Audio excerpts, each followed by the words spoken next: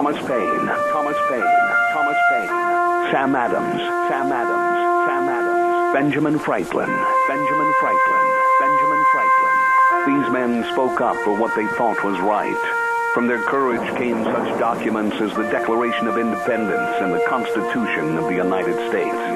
From their willingness to speak what was sometimes unpopular but right, we enjoy such liberties as freedom of speech, the right to keep and bear arms, and freedom of religion.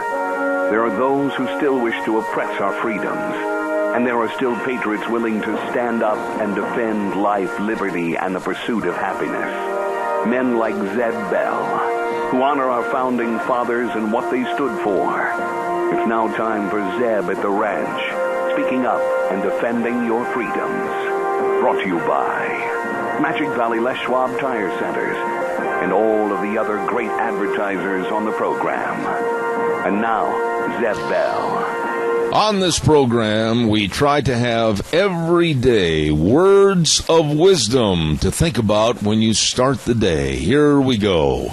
Number one, never, ever kick a cow chip on a hot day. And number two, there are two theories to arguing with a woman.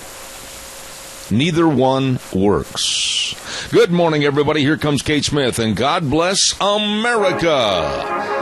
Followed by a patriot with our Pledge of Allegiance. Good morning, good morning.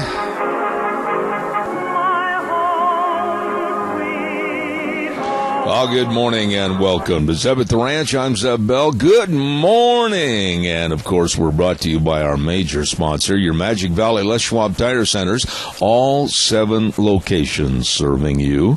And some of our great advertisers that include Western Waste Services, always at your disposal. Get on the route service today. Western Waste, locally owned and operated, 734-6969. And our friends at Valley Wide Home and Ranch, 910 South Oneida in Rupert, everything, and I mean everything, for the farm, the home, and the ranch with our friends over at Valley Wide Home and Ranch in Rupert. Right now, it's time for our Pledge of Allegiance. Good morning, caller. Good morning, Zeb. This is a long-distance caller. From all the way in the studio. Good morning. Give us the pledge, please. Good morning. I pledge of allegiance to the flag of the United States of America and to the republic for which it stands, one nation, under God, indivisible, with liberty and justice for all. Gee, I hope the phone charges didn't hurt your billfold. I hope not. Oh, Gina would be so mad. Okay, thank you. Hey, come on, people, get up in the morning and call in for the pledge. Thanks, Damon. I appreciate it. It's time for the weather, brought to you by Cheney Flooring and Home Design, 1228 Oakley Avenue in Burley. The number to call, 678-6945. Look for the blue door, and don't forget they're going to have their big, I mean huge, I mean ultra big anniversary sale this weekend, June 5 and 6. And special hours and carpet as low as $5.79 per square yard, vinyl as low as $7 per square yard. What are you waiting for? Get into Cheney Flooring and Home Design, 1228 Oakley Avenue in Burley. And right now, here is Michael Rogers' weather. I could sit here and ramble on about your weather and tell you what, when, why, and all of that good stuff. You know what? I'm not going to do that because you got yourself pretty much a weather action week as far as sun clouds, chance of thunderstorms, chance of showers. Today, don't buy into it. You got a little bit of a sun coming out, but you got some showers and thunderstorms going to kick in right about after lunchtime.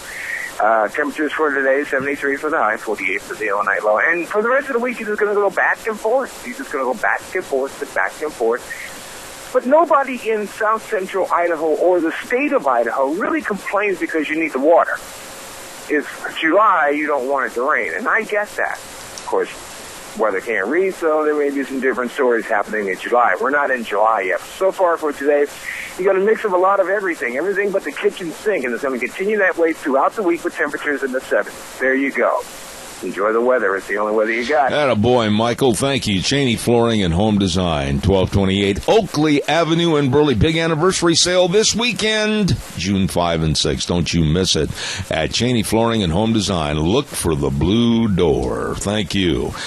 We've got a lot of things to do here this morning, and I want to say this right up front, that I'm going to be giving away, I'm snickering because yesterday turned into a disaster.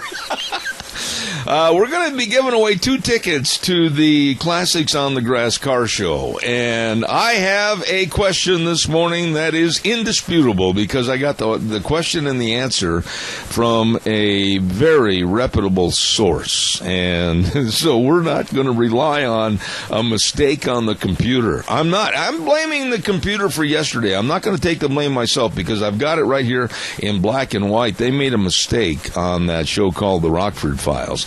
But anyway, here's the question for today, and the first person to call in with the right answer is going to win 2 tickets to Classics on the Grass, Mini-Cassia Auto Collectors Car Show this weekend at the Cassia County Fairgrounds. And the question is, thank you, Casey Anderson, I appreciate it. The question is, what was the last year? What was the last year that the Edsel was produced? What was the last year that the Edsel was produced? Quickly call 436-2244, 1-866-927-4587 with the right answer, and then I will be done with my car questions. What was the last year that the Edsel was produced? Give me a call. Real fast. Hurry. 436-2244, 1-866-927-4587. Caller, good morning. What's your answer? 1958. No, but thanks for calling. I appreciate it. Thanks. All right, another caller calling in. Good morning, you're on the air. What's the answer? Hello, caller. Talk to me, caller. Come on. 1957. No, that's not correct. Thank you. I appreciate it. Thank you very much. Come on now. The last year that the Edsel was produced. Give me a call. 436-2244, 1-866-927-4587. And I will give you 2 tickets. Excuse me, choking to death, to the Cassia County Fairgrounds Classics on the Grass for this weekend. Quickly, what was the last year the Edsel was produced? Come on, please answer the question. Caller, good morning, you're on the air. 1960. Who is this? This is Larry Cade. Larry, go over to the station, in the front door, close it behind you, ask for your tickets, and go to the car show. All righty, thank you. You're the winner. Thank you very much. Woo! There we go. 1960 was the last year the Edsel was produced in limited numbers. In limited numbers. There you go. Wow. Calls are welcome. 436-2244, 1-866-927-4587. Don't forget Ramsey Heating and Electric at 2600 Overland Avenue in Burley. Open at 7:30 in the morning till 5, Monday through Friday. Yes, sirree, Bobby. They have all your air conditioning filters over there. Caller, I'll be with you in a moment. Stand by. And don't forget, they have competitive pricing on all that you need for heating and electric needs over at Ramsey Heating and Electric, 2600 Overland Avenue in Burley, 678-0459, where they provide warm winters and cool summers. Stand by, caller. I'm a-coming. Stay there. Don't forget, too, at Valleywide Home and Ranch at 910 South Oneida in Rupert. Holy smokes, the big antique tractor show's coming up in a couple of weeks at June 19th and 20th. Right over there at Valleywide, and they're going to have special prizes and trophies, and they remind all the 4-H'ers 10% off on all the 4-H supplies up until through the end of the fair season. And for the fishermen, they've got a fantastic display upstairs of all the fishing gear, the rods, the reels, even the licenses and the worms. They got it all over there at Valleywide Home and Ranch. Stop over and see them today. Sean, Mandy, the whole crew at Valleywide Home and Ranch, 910 South Oneida in Rupert. Caller, good morning. You're on the air. He was a little impatient, sir. Well, then, I don't know why he couldn't wait 60 seconds and call back, please. Thank you very much. Calls are welcome. 436-2244, 1-866-927-4587. Oh, tonight, I know my old buddy Dave Zanino's listening this morning. Tonight is series number 2 at the Jerome County Fairgrounds. Wednesday night summer series. Sign up at 6:30, rope at 7, 3 for $25 draw pot. If you have more questions for the Big Z, Dave Zanino, 431-1263. 431-1263. Summer Team Roping Series, Jerome County Fairgrounds tonight. There you go. All right, give us a call. 436-2244, 1-866-927-4587. Folks, yesterday, Deanne and I were watching the news, and it just absolutely broke my heart to see Naghmeh Abedini, the wife of Pastor Abedini, and he has been locked up over in Iran for 3 years. And then there was another family member of another prisoner over there in Iran. And we listened to their pleas for the State Department to do something more. We listened to the pleas to have their relatives released. And it seems like it's falling on deaf ears. The reason I say that is, isn't it crazy? Isn't it absolutely nuts for John Kerry and the State Department and the White House and Obama to be negotiating a nuclear deal with Iran and not force the issue of demanding, absolutely first and foremost, that the American citizens held prisoners are let go and are free? Why isn't this even being brought up? John Kerry's not bringing it up at the negotiating table. None of the envoys from the United States State Department are bringing it up. Obama's not bringing it up, just giving it lip service into a microphone and a teleprompter. Why not? No deal with these camel jockeys until they free our American citizens that are being held in prisons on trumped-up charges. Maybe you don't feel the compassion for these individuals. Maybe you think, oh, well, they put themselves in harm's way. They deserve to be locked up. No, they don't. A Marine going over to visit family members. A pastor trying to help build an orphanage is locked up. A businessman and another gentleman that were over there doing business with Iran, and Iran all of a sudden has these trumped-up charges of espionage. And our State Department is doing nada. Nothing. Caller, good morning. You're on the air. Hi there. I think it's even more rotten that he would give away 5 terrible people for a rotten traitor like Bo Bergdahl, and yet those innocent people have to stay in jail and suffer. I agree. I totally agree with you. I think you've hit the nail right on the head of the gist of this story. We traded 5 killers, 5 absolute human vermin for 1 deserter, and we've got 4 great people languishing in a prison, and nobody seems to care. That's what really gets me mad.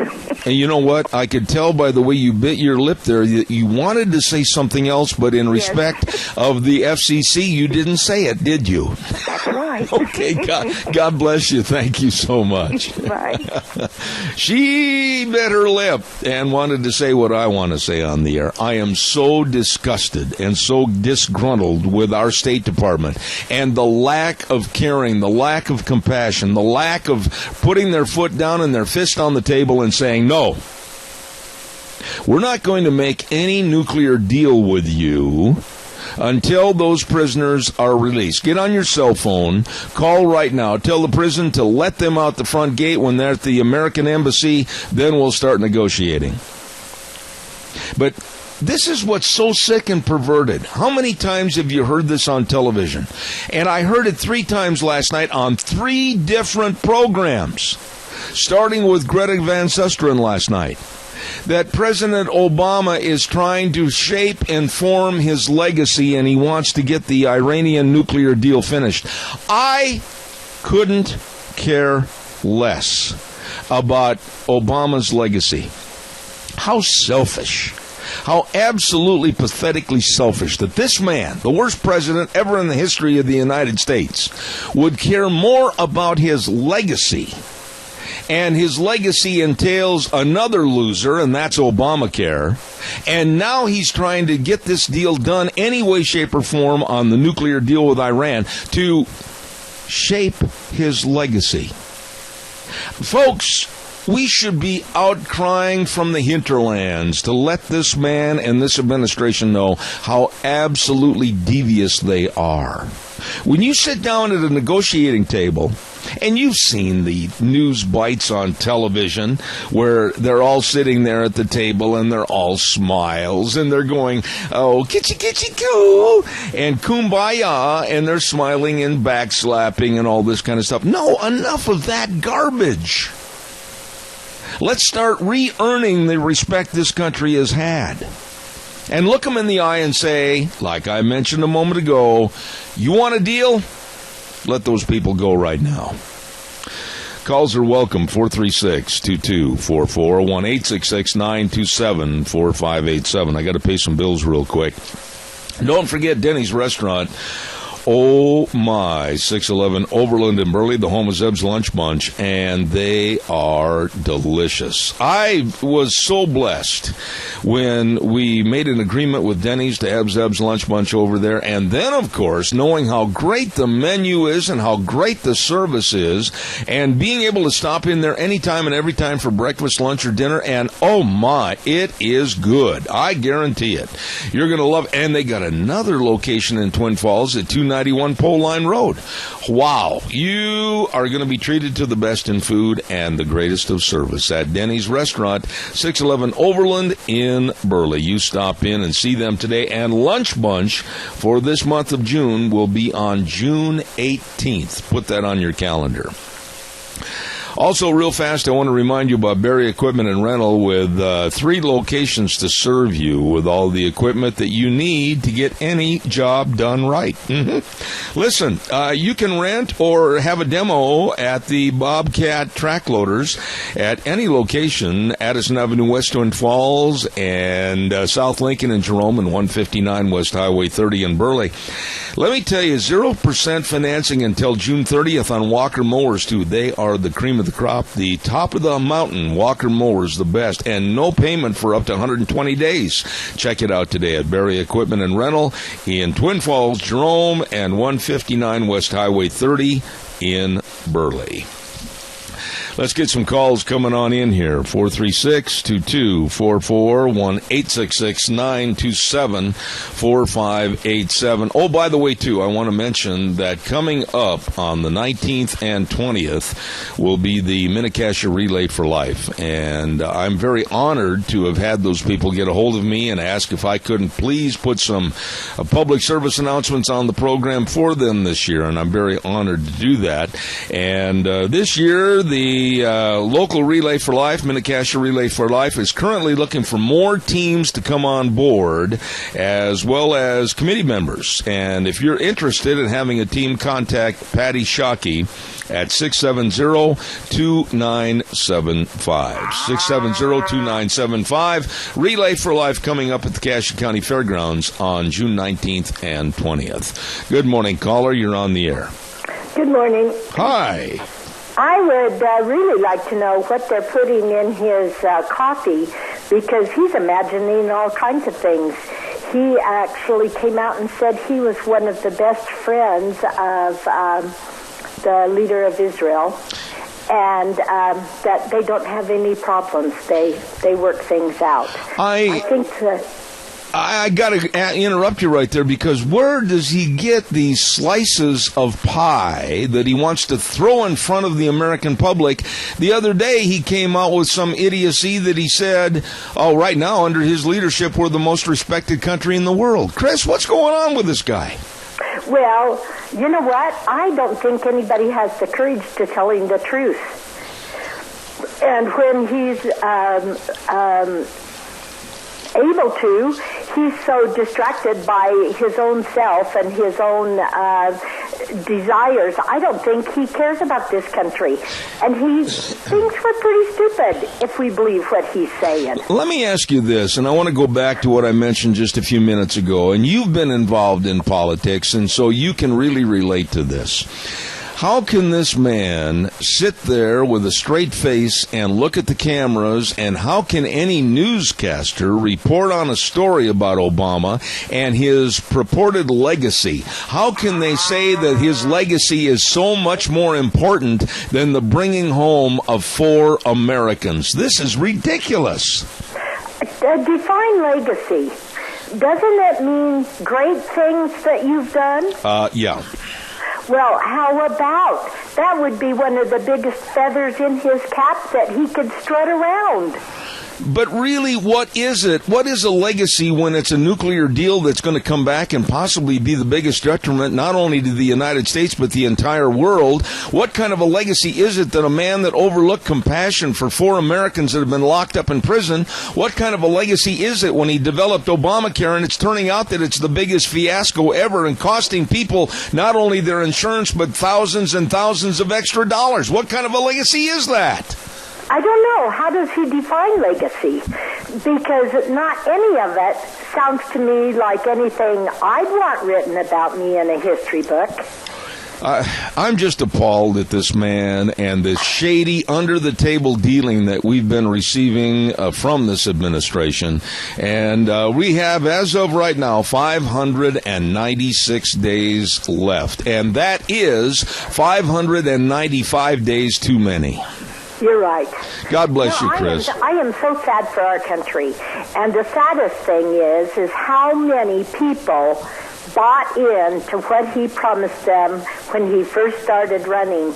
And now you talk to them and they still love him. What are they putting in their coffee? I agree. Chris, you're always welcome to call. I appreciate your viewpoint. I'm just so sick for our country, and I hope, like everything, that there's leadership out there that has the backbone to pick up the pieces and put it together again. Amen. Thank you for your call. Appreciate Bye. it. Caller number 2, real quick, before I have a hard break at the bottom of the hour. Go ahead, please.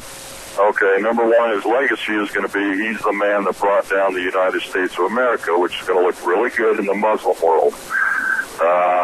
Number 2, I call upon, I hate to say it, but the military that took the oath to, uphold the Constitution and defend this country against all enemies, foreign and domestic. It's too bad that we have to go this route, but we've got too many of these people in the presidency, vice presidency, and Congress and stuff like that they're not going to do it. So we got to go somewhere else. Amen. And I'll tell you something right now. If any journalist was worth the payment that they're getting from the networks, ABC, CBS, NBC, it doesn't make any difference who, if they would just stand up and have a backbone at a press conference or at an open press conference with the president and ask direct questions as to why his legacy and why he's doing what he's doing and what effect it's having on not only American citizens here but also abroad, somebody needs to step up to the plate and put this man on the spot so that the teleprompter is not going to help his answer whatsoever. I agree. Have a good one. All right, buddy. Thank you. Caller, I'm going to ask your patience. Now, please do not hang up. Your call means a lot to me, but I've got a hard break I've got to get on right now. So please stay with me 60 seconds. I've got a break right now with Mount Harrison Audiology. I've got to tell you, I was over there yesterday, and this lovely lady, the doctor of audiology, Christine Pickup, has been helping me hear better. And I didn't get a chance to get all the equipment set up for this morning, but I'm going to work with it today and have it all set for tomorrow. And I do have a hearing loss, and I am going to try to do something about it. I want you to call, too, to get a hearing screening at 312-0957. Mount Harrison Audiology and Hearing Aids. This lady is amazing, and I'm not saying that just because she has a commercial on my show. They, over at Mount Harrison Audiology, understand hearing and the loss of hearing and the very negative effects that can happen to you. So please take my advice and call her for a hearing screening today. Mount Harrison Audiology and Hearing Aids. And Mount Harrison is located right behind the Minidoka Hospital, across from the emergency room. The number 312-0957. Here quickly is the Capital Press Ag Minute. Governor Butch Otter has announced the first-ever Agritech Summit, where leaders of Idaho's agriculture and technology sectors will explore ways to work together to innovate and create jobs. The Governor's Agritech Summit will take place June 16th from 1 to 4 p.m. at the Boise Center in downtown Boise. The event is the initial step in Idaho Department of Commerce Director Jeff Sayer's vision to make Idaho a Silicon Valley of agriculture technology by bringing the two leading sectors of the state's economy together. Sayer says that it's already the leader in ag tech marketplace, but he believes the state has a chance to take the position to the next level. It's important for Idaho to position itself to capitalize on billions being invested in ag technology, he says. Thank you, Raul. That was really abrupt. I appreciate that. Oh, poor old Wheels probably wondered where the tape got swallowed. Anyway, don't worry about that. Mount Harrison Audiology bringing you the Capital Press Ag Minute. And we thank Christine for all she does. A lovely lady that really understands hearing. So please call her today at 312-0957 at Mount Harrison Audiology. Right now, also, don't forget Sophie's Chatterbox. Every Monday on the we give away a half dozen delicious cinnamon rolls from Sophie's Chatterbox, 530 East Street in Rupert. And all you have to do is answer a question, and if it's right, you're going to win some delicious cinnamon rolls. Open 6 a.m. to 6 p.m. weekdays, 6 to 2 on weekends. Sophie's Chatterbox on the square in Rupert. Caller, you have been so patient. God bless you. Thank you. You're on the air. I was just thinking that what she was doing is putting me off. Listen, I'm 67 years old, and I've learned one thing in all those 67 years old. You don't mess around with Helen. Well, there's one thing about it. You only learned that in this last couple of years. Anyway, I was just going to mention when it comes time to build this Coliseum of his memoirs, I've got a way to thought to save the country money. What's that? Let's go find one of these old abandoned outhouses with one hole. That's all I need. Have a good day, Zeb. Oh, Helen, why? I love that lady. She, one thing about Helen, she is never going to hold back any words of wisdom. She is going to impart them on us whether we want them or not. Thank you so much. Caller, I'll be right there. Stand by. It's June Dairy Month. Oh, my goodness. And we've got some great dairy sponsors. And we want to say thanks to Smith's Food and Drug. Don't forget, they've got all kinds of great buys on Yoplait yogurt, just 39 cents a carton.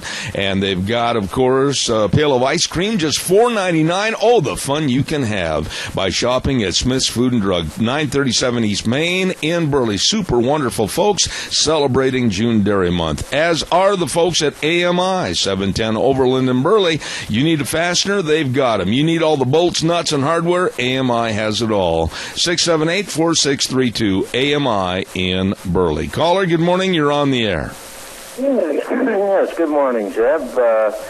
I got on a computer the other night, and I read up on the conditions of impeachment. And after going through this, I came to one conclusion. The only reason why nothing's, in my mind, the only reason why nothing's being done about it is because the dirt would start flying and corruption on both sides of the aisle would be exposed. You know, Tony, I said yesterday on the program, and I'll stand behind this, I've said it before, that the only thing that needs to be done in Washington, D.C. is to literally start over with a big dustpan and a mop and go through the whole bunch and clean house. We have career politicians. We have career politicians that are looking for money under the table with other jobs and other means of obtaining income while they're in office.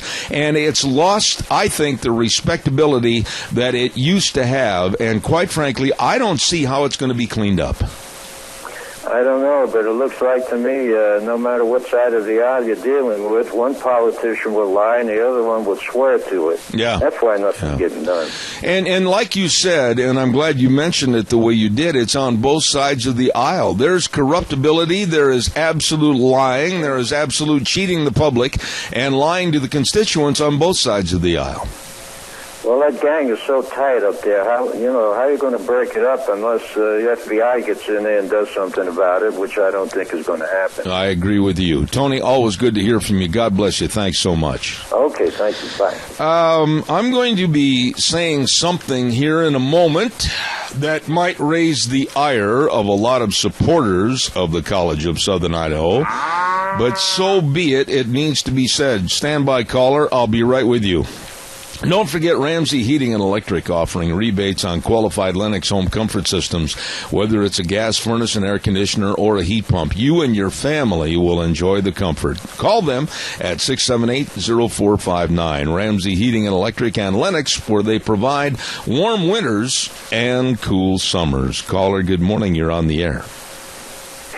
Yeah, good morning, Zeb. You talk about both sides of the aisles. I mean, look at this trade deal that the Senate, both of our senators voted for these trade deals, which have very little to do with trade and a lot to do with merger of our economies with the Pacific Rim countries and the EU. I mean, it's just unbelievable. But I would encourage people to get hold of Mike Simpson. See, it's in the House now, for them to vote on fast track. And how can we possibly believe that giving fast track authority, which means there's no amendments, all you have to do is just allow the Obama administration to negotiate, and then you really don't even get a chance to look at it, and you vote up or down. I mean, how ludicrous is that?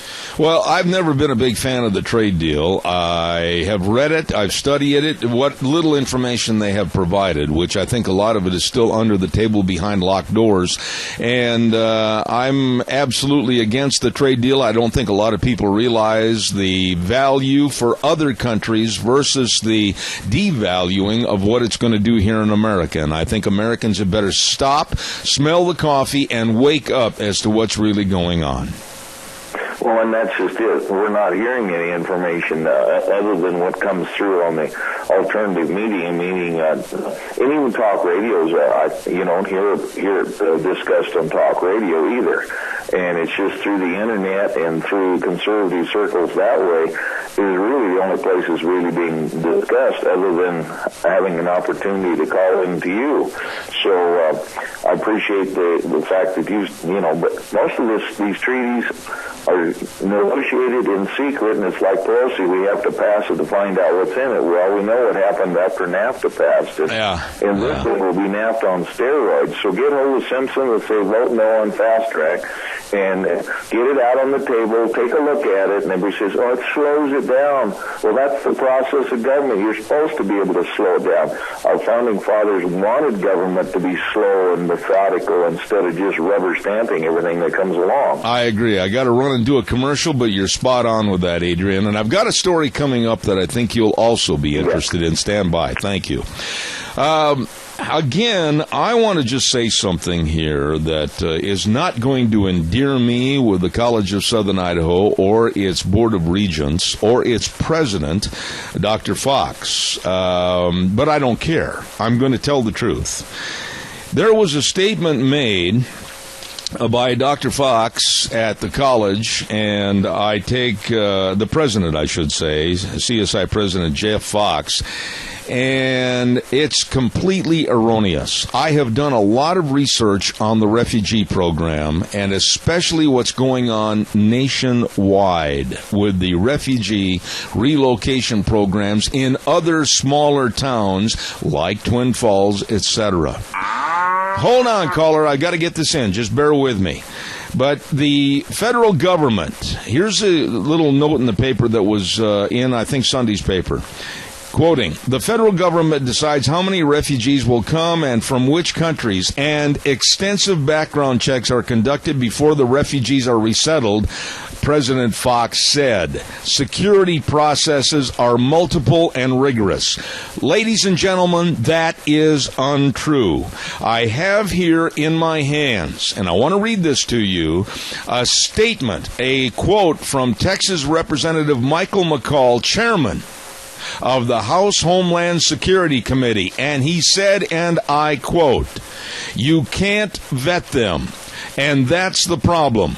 We don't have an intelligence footprint in Syria sufficient to properly know who these individuals are or to have databases to run them against properly.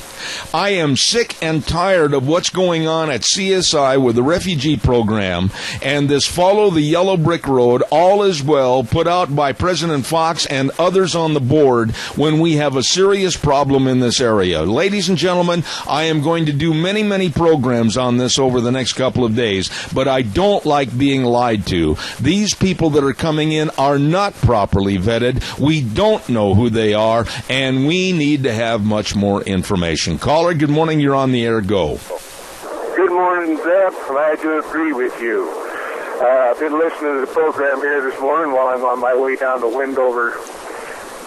First thing on that nuclear agreement plan that Obama's trying to do with Iran to bolster his ego and build his legacy, I got a feeling he's going to give away the store on that, which will allow them to have nuclear weapons almost in an unregulated manner.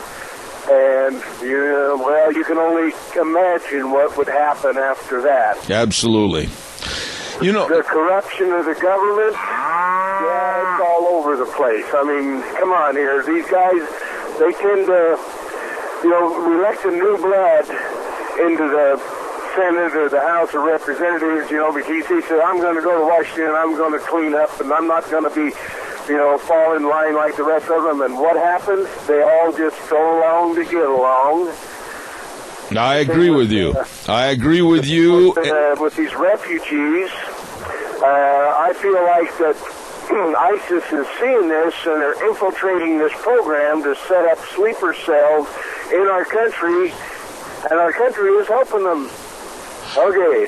That has already been done, and you're very much on the ball right there. I mean, back in Minnesota, this has already been proven that some of the refugees were part of a sleeper cell with ISIS. Caller, I appreciate it. I've got calls stacked up. Thank you. Drive carefully. Have a good day. Thank you so much. Have a good day. All right, sir. Caller, quickly. I've got time just before my weather forecast. Go ahead. I've got one comment to make to a caller, just not the last one, but before that. He says, Carl Simpson, you just as well go out in the middle of the alley and talk to a rock. One thing about you and your lovely wife, you're both suited for each other because you tell it like it is. God bless you, my friend. Thank you. Okay. Have a good day. Thank you.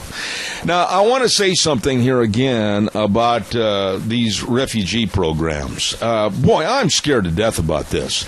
A lady that has worked for the Washington Post and has written many, many articles, Kerry Pickett. She has been on national TV. She has been on my program on 4 occasions. She has written a story that I have right now in my hand, and it's called There Is No Way to Properly Vet Refugees Coming Into the United States. Why are we so gullible?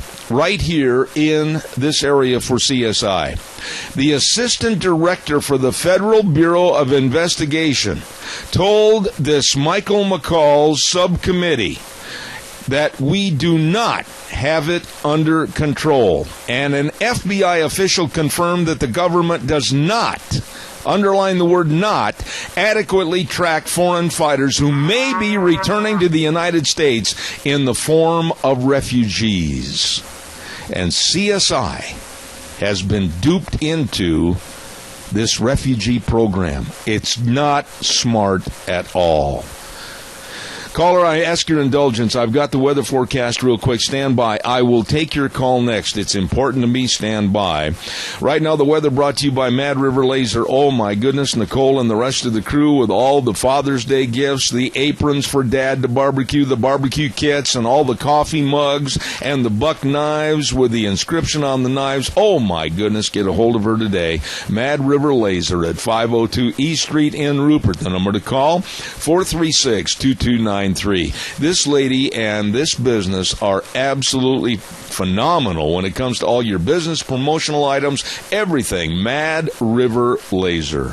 And right now, here is Michael Rogers' weather.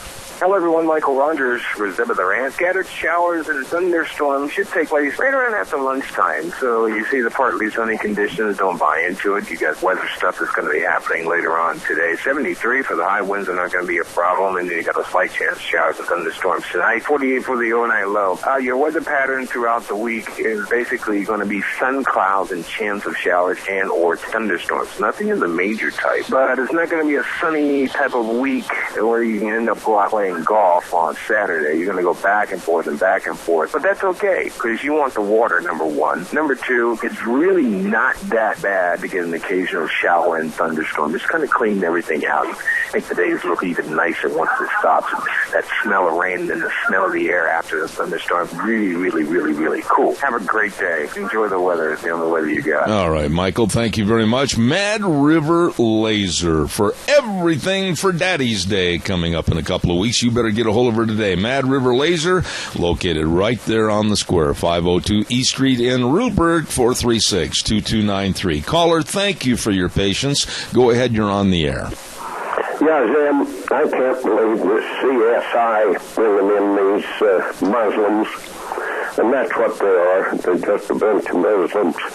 And we've got a problem with them in the country already.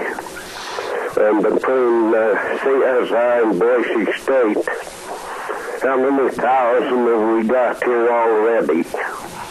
You know, Fred, I just do not understand why, A, the general public wasn't notified before this program was put in place, why, B, the College of Southern Idaho seems to think everything is rosy, and President Fox said, quote, security processes are multiple and rigorous, when at the same time, Texas Republican Michael McCall, chairman of the House Homeland Security Committee, said, no, we don't know anything about these people, hardly at all. And the FBI admitted that they do not adequately track who's coming in. How can this college right here locally be duped into a program like this? I can't believe it's happening. Here, right at our home. Yeah. I promise you, I'm going to do a lot more on this, even though there may be some that wished I would shut up, but I'm not going to. It's a very serious problem, and it's not only here. It's all over the United States at various small cities and small towns, and it needs to be addressed, because when the FBI and Homeland Security are saying, no, we don't have adequate means of finding out who these people are, that tells me, Fred, we have a problem. We definitely got a problem. We are infiltrated with people we don't know anything about, but I've got from where they come from. Yeah. We have a knowledge of what they are. All right, Fred, I'll do my best to keep going on and keeping on. Thank you very much, my dear friend. Keep going on, buddy. All right. Thank you, Fred. Appreciate you. God bless. I'm not going to switch back on this. You know, there were some people last week that said, oh, Zeb, well, you know, you can't fight City Hall. Why not? Why not? I don't agree with this program. I don't agree with the culture that is being brought in. I don't agree with the lack of knowledge on these people.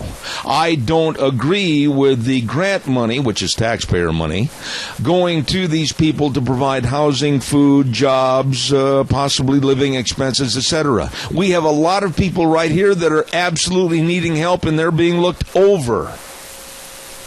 I don't agree with this program. Now, my open invitation to the college and President Jeff Fox, or anybody that's an advocate of this refugee program, you better have both guns loaded and be ready to come up with the information, because I do.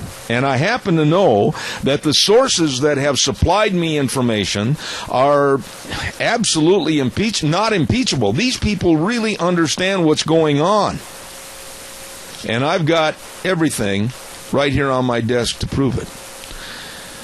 Don't forget, ladies and gentlemen, Burley Physical Therapy and Rehabilitation, 1263 Bennett Avenue, Suite 2 in Burley, right behind Dr. Crane's office, and the number to call, 678-1191. These people are so good at helping you get back to being you. That's right.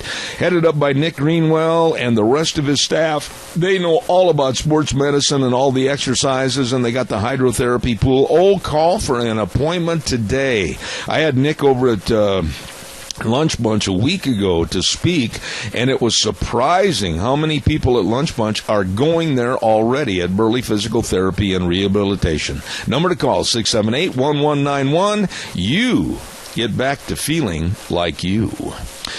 Calls are welcome, 436-2244, 1-866-927-4587. Give me a call. I'd love to hear from you. Good morning, caller. You're on the air. Talk to me, caller. Go. Well, gee, I just had the cow moo, and it was only 10 seconds, so call back, please. I don't know why we lost him, but we did. And give me a jingle. While I'm waiting for that call to come back in, I ran into a lady yesterday that has been a dear friend of Deanna and I for a long, long time. Maxine Ward from up there at Elba, and so nice to see her, and just had a nice visit. Why, we tied up traffic on the corner in Burley, just standing there talking. It was great. And I wish her the very best. Calls are welcome, 436-2244, 1-866-927-4587. June Dairy Month, right here in the great state of Idaho, third overall in milk production of all the United States. Congratulations. While I'm waiting for your calls to come in, I want you to be ready for summer travel. Caller, I'll be right there. I got to get my commercial in real quick. Don't you dare go away. And at your Magic Valley Les Schwab Tire Centers, you get a free pre-trip safety check. Oh, boy, you better check out your vehicle before you head on the road. And check out the great tire buys, too. On sale right now, the Ultra Z900, the best passenger car tire they have, long tread life, smooth ride. And you're going to love the comfort and the ease and the safety that they help provide through your Magic Valley Les Schwab Tire Centers. They've got the best in brake service. Absolutely the best. And, of course, front-end alignment, shocks and struts, the batteries, everything right there for you. Stop in and see my friends. Lane and Rupert, Dave on Blue Lakes and Twin, Mike and Buell, Mike and Jerome, the Twist family in Paul, John on Poline in Twin Falls, and Randy on Overland in Burley. The best, your Magic Valley Les Schwab Tire Centers. Caller, you are on the air. Go. What's going on here? Can you hear me? Can I hear you? There, Zeb? Yeah, you're going to have to speak up. You're a long way away. Go ahead. Yeah. Hey, Zeb, I've lived here all my life, Zeb, and I bought a new vehicle yesterday, and I had to take my driver's license and my wife's driver's license to buy a vehicle. And it happened a year ago when I bought a tractor. I had to give them my driver's license so they can take photocopies of it. Imagine that. Well, yeah, but you could have saved yourself a lot of headaches, and you could have got one of those illegal driver's licenses that a illicit attorney is sending in Vermont, New Mexico, etc., to all the foreigners that want to come in here illegally. Good heavens, man, save yourself some money. Find that attorney and pay him. Yeah, I guess I should, Zip, but like I say, they're watching us, but they're not watching what's going on at CSI. Isn't that the truth? God bless you. That's it right there in a nutshell. They're watching us, but they're not watching who they're bringing in. Thank you, sir. No, God bless you. They don't care. They're doing what they want, buddy. I agree. Thank you very much. This whole country was fought and died for and blood, sweat, and tears, and you know what, buddy? I don't know how we're going to get it back. unless you do, I don't know. I don't know the answer, but I don't either, but I do appreciate your call. Thank you very much. You know, I think when I get finished with a lot of these segments I'm going to do on this program over the next couple of days into next week, and showing the hypocrisy and the, quite frankly, the idiocy of bringing in these refugees to this area and also to other areas. This is a process right now that needs to be reevaluated, re-educated, and looked at under the most stringent of microscopes, because I think we're opening up a Pandora's box of problems. Good morning. You're on the air. Good morning. I wanted to tell people, instead of calling Simpson, which is useless, call Labrador. Call the switchboard and ask for him. They'll ring it. The number's 202-224-3121. Very good, Helen. Always appreciate your calls. God bless you. Have a good day. Thank you. Okay, bye-bye. Thank you. You know, I just don't understand why we're not more cautious. There was a letter in the paper, it was either yesterday or today, I can't remember, and it said, the heartstrings were being played. A welcome to all refugees. Oh, my goodness. The background checks are thorough and in many cases more rigorous than what the United States intelligence personnel go through to obtain a top secret clearance. That is a bunch of baloney, John Caliparius. I hope I said his name halfway correct, of Twin Falls. You know not of what you speak. I've got piles and piles of paper here right now from statements made by the FBI and Homeland Security and others. We don't know about these people that are coming in. And you know what? You can stop and think about it.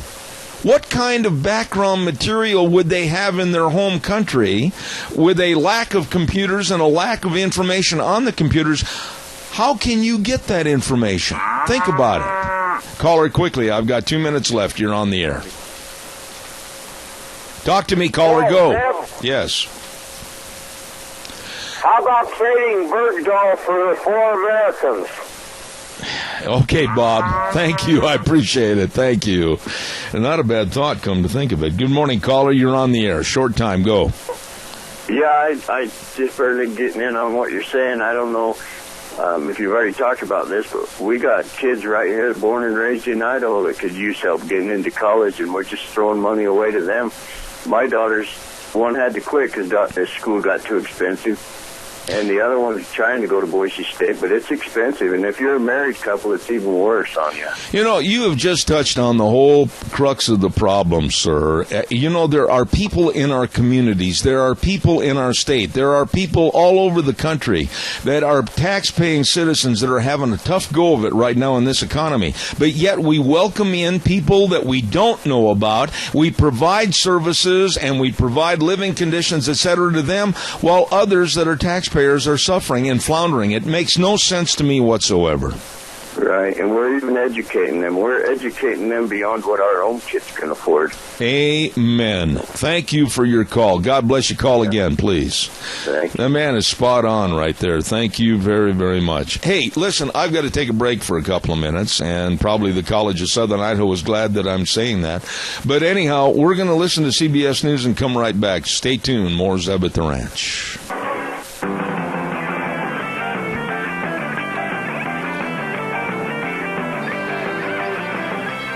Oh my, I've got phones ringing and I've got all kinds of things going on this morning. Good morning. Hour number 2, Zeb at the Ranch, and brought to you by our major sponsor, your Magic Valley Les Schwab Tire Centers, all 7 locations serving you. Wonderful folks. And of course, some of our great advertisers, including Valleywide Home and Ranch at 910 South Oneida in Rupert. Everything, and I mean everything too. They've got it all for you. For the farm, the home, and the ranch at Valleywide Home and Ranch. And our good buddies at Western Waste Services. From the canyons of the Snake River and all across southern Idaho, we're always at your disposal. Western Waste Services, we care about our community, our resources, and its freedom. Western Waste Services is lending a hand, always at your disposal. Western Western Waste Services, locally owned and operated, and absolutely always at your disposal. Number to call to get on the route service to have your garbage picked up. It's gone. It's out of there. 734-6969. Absolutely the best in customer service. They've been on this program for a long time because they are the best. Western Waste Services, serving you, 734-6969. Hey, by the way, too, don't forget every day we start the program with the weather forecast. Brought to you by Cheney Flooring and Home Design, 1228 Oakley Avenue in Burley. Look for the Blue Door, and they're having their great big anniversary sale this weekend, June 5 and 6. All kinds of specials. Don't miss it at Cheney Flooring and Home Design, 1228 Oakley Avenue in Burley. As I always say, look for the Blue Door. You know, before we get our guest on the phone, I also want to remind you about some people that are so nice and so easy to work with and so community-oriented, and that's, of course, Hanson Mortuary with our good friend Joel Heward, the manager, 710 6th Street in Rupert. And the family and the staff and Joel, all of them, always teaming up to work for you with the highest ethical standards with unquestioned integrity. You know, we all need to get the information on pre-planning of funerals to help ease and eliminate a lot of the stress and worry for our families. Call them today. Check with them. Very nice people. Hanson Mortuary, 436-5636. Well, lo and behold, the lost is found. The traveler has landed. Good morning, Dave Vigo in Indianapolis, Indiana. How are you? I'm doing great, Zeb. Apologize I couldn't be on with you last week, but things just got really confusing last week, and we just couldn't make it work. Well, I understand that we got the text from you on the 13th green. No. We were traveling, and there was weather problems, and it was a mess for the whole day. And it took us a lot longer to get back to Indianapolis than we thought, and we just couldn't make it. You know, Dave, you kind of touched on something that I'd like you to talk about for a moment. Was this on a commercial jet or a private jet? I mean, commercially, right now, I am so glad that I'm not traveling like I used to, because it's absolutely a headache. Well, it is, and, I get to do both, and, the commercial stuff anymore is it's crazy, and with all you've got to go through, and of course with the security, and then on top of it, the security. I don't know if you saw the article the other day, but they did went out and did some research on how good the security was, and major airports across the country. They found 96, I think, different incidents where people got through with weapons and other stuff, things that could, cause problems on an aircraft. And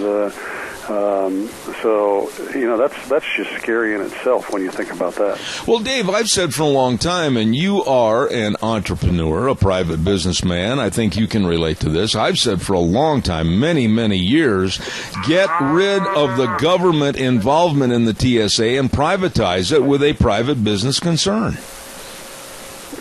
Absolutely, Zeb, because, the security at the airports is government run, and on top of that, they let them unionize. And these people are not being managed and directed the way they should, and the government, as usual, never follows up. They want to pass laws and control everything, but when it comes to the actual performance of things out in the field, they're terrible, and they have no idea what they're doing. Absolutely. We have a caller with a question. Caller, real fast. Go, please. Yes, good morning. Looks like we're going to get approximately 4,000 refugees into this country here, into CSI area. What is your answer to this? Dave, we've been talking, in fairness to Dave Vigo, we've been talking the first hour about this refugee program. And I think a lot of the communities, Dave, across the country, including ours right here in the Twin Falls area, have been duped into thinking that the refugee program is a good thing when they're bringing in, especially now, many, many thousands of Muslim Syrians coming into this country. And we're also finding out that the vetting process of these people is minimal. Even the FBI and Homeland Security has admitted that there is very little information known about these people. What are your thoughts? Well, I think this is a continued program by our current administration and government to destroy this country and bring people in that'll help bring it down, and their socialistic agenda. And, I look at it completely different, Zeb. I look at it, we need to close our borders and seal them off, put the Army in control of them. And if people want to be Americans and they want to come to this country, then they need to be vetted thoroughly, and they need to come in here and be productive citizens of this country. Now, that's not saying I'm not sympathetic or empathetic to people in other countries that live in bad and poor conditions, because, I've been places in Mexico and even in France where I've seen people living in cardboard boxes. But you know something? Instead of us trying to become socialists like these countries and bring these people in as refugees and all that, what we need to do is be a leader in the world and teach these countries how the free markets and capitalism work, and help bring these people up and improve the status of life. And Dave, are you still there? Yeah. Oh, we lost you just on that last sentence. It just clipped out on us. Go ahead and repeat that, please, on the status of life. What we need to do is we need to continue to grow this great country under our capitalistic and our free market system, and we need to go out and teach the rest of the world that this is the true way of bringing everybody out of poverty and getting these countries to increase their standard of living. Absolutely. Dave, I want to ask you, every week you're on the show, and I really do appreciate your opinion. Now, you're the author of books and, of course, a great blog and a very outstanding and respected businessman.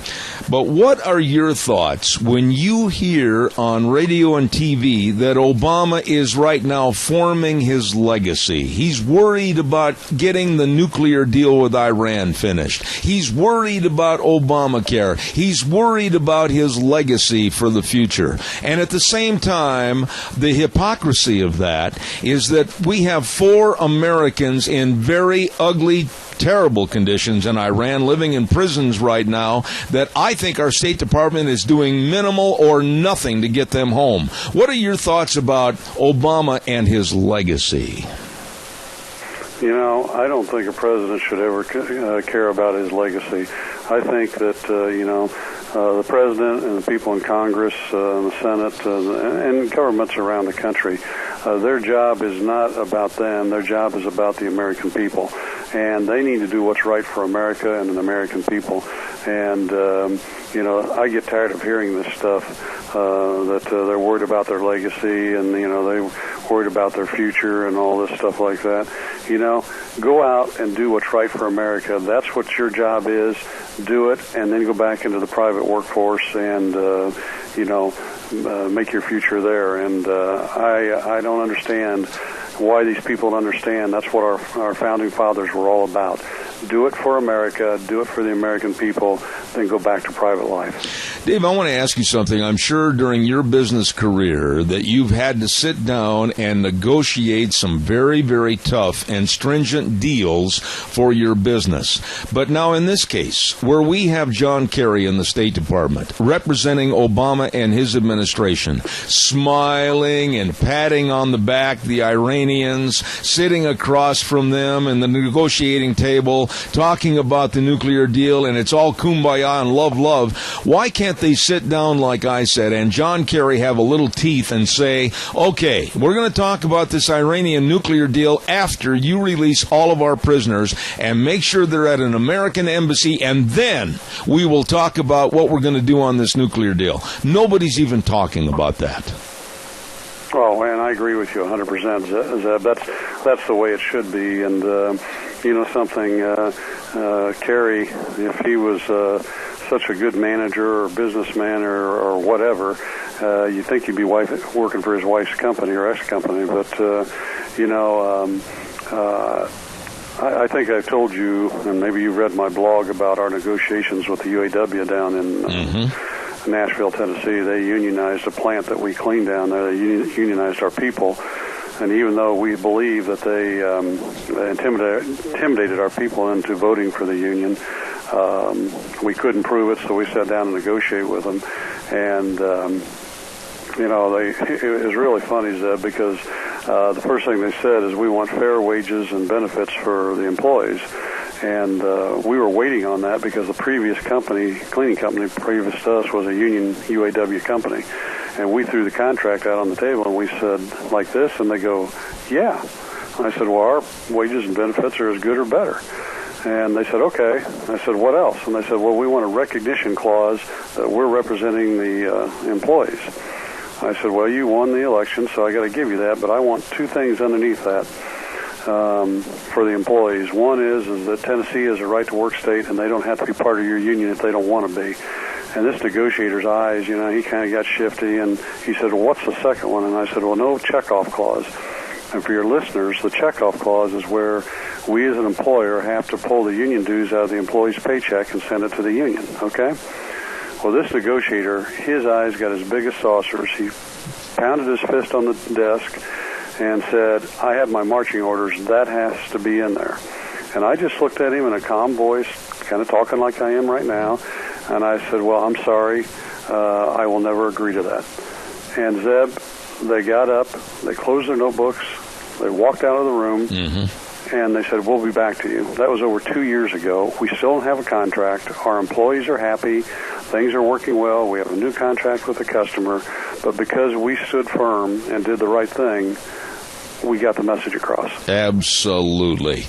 Dave, in a kind of a related story, I wanted to ask you your opinion. Lately, in the last couple of days, Walmart has been running advertisements on TV, and they've paid a lot of money to run these ads in regards to paying more wages to their employees. Why? Is this some kind of a safety valve or a kind of a Band-Aid? Why are they doing this, and are they afraid of what might happen for more push for unionization? Well, yeah, I think they're trying to, because, the SEIU is the union I beat is the big one behind this, and I think they're trying to use the media to, fend off the SEIU and that, and, I think they're spending a lot of money unnecessarily to do that. Do I think they ought to pay their people more if they can do it? Yes, I do.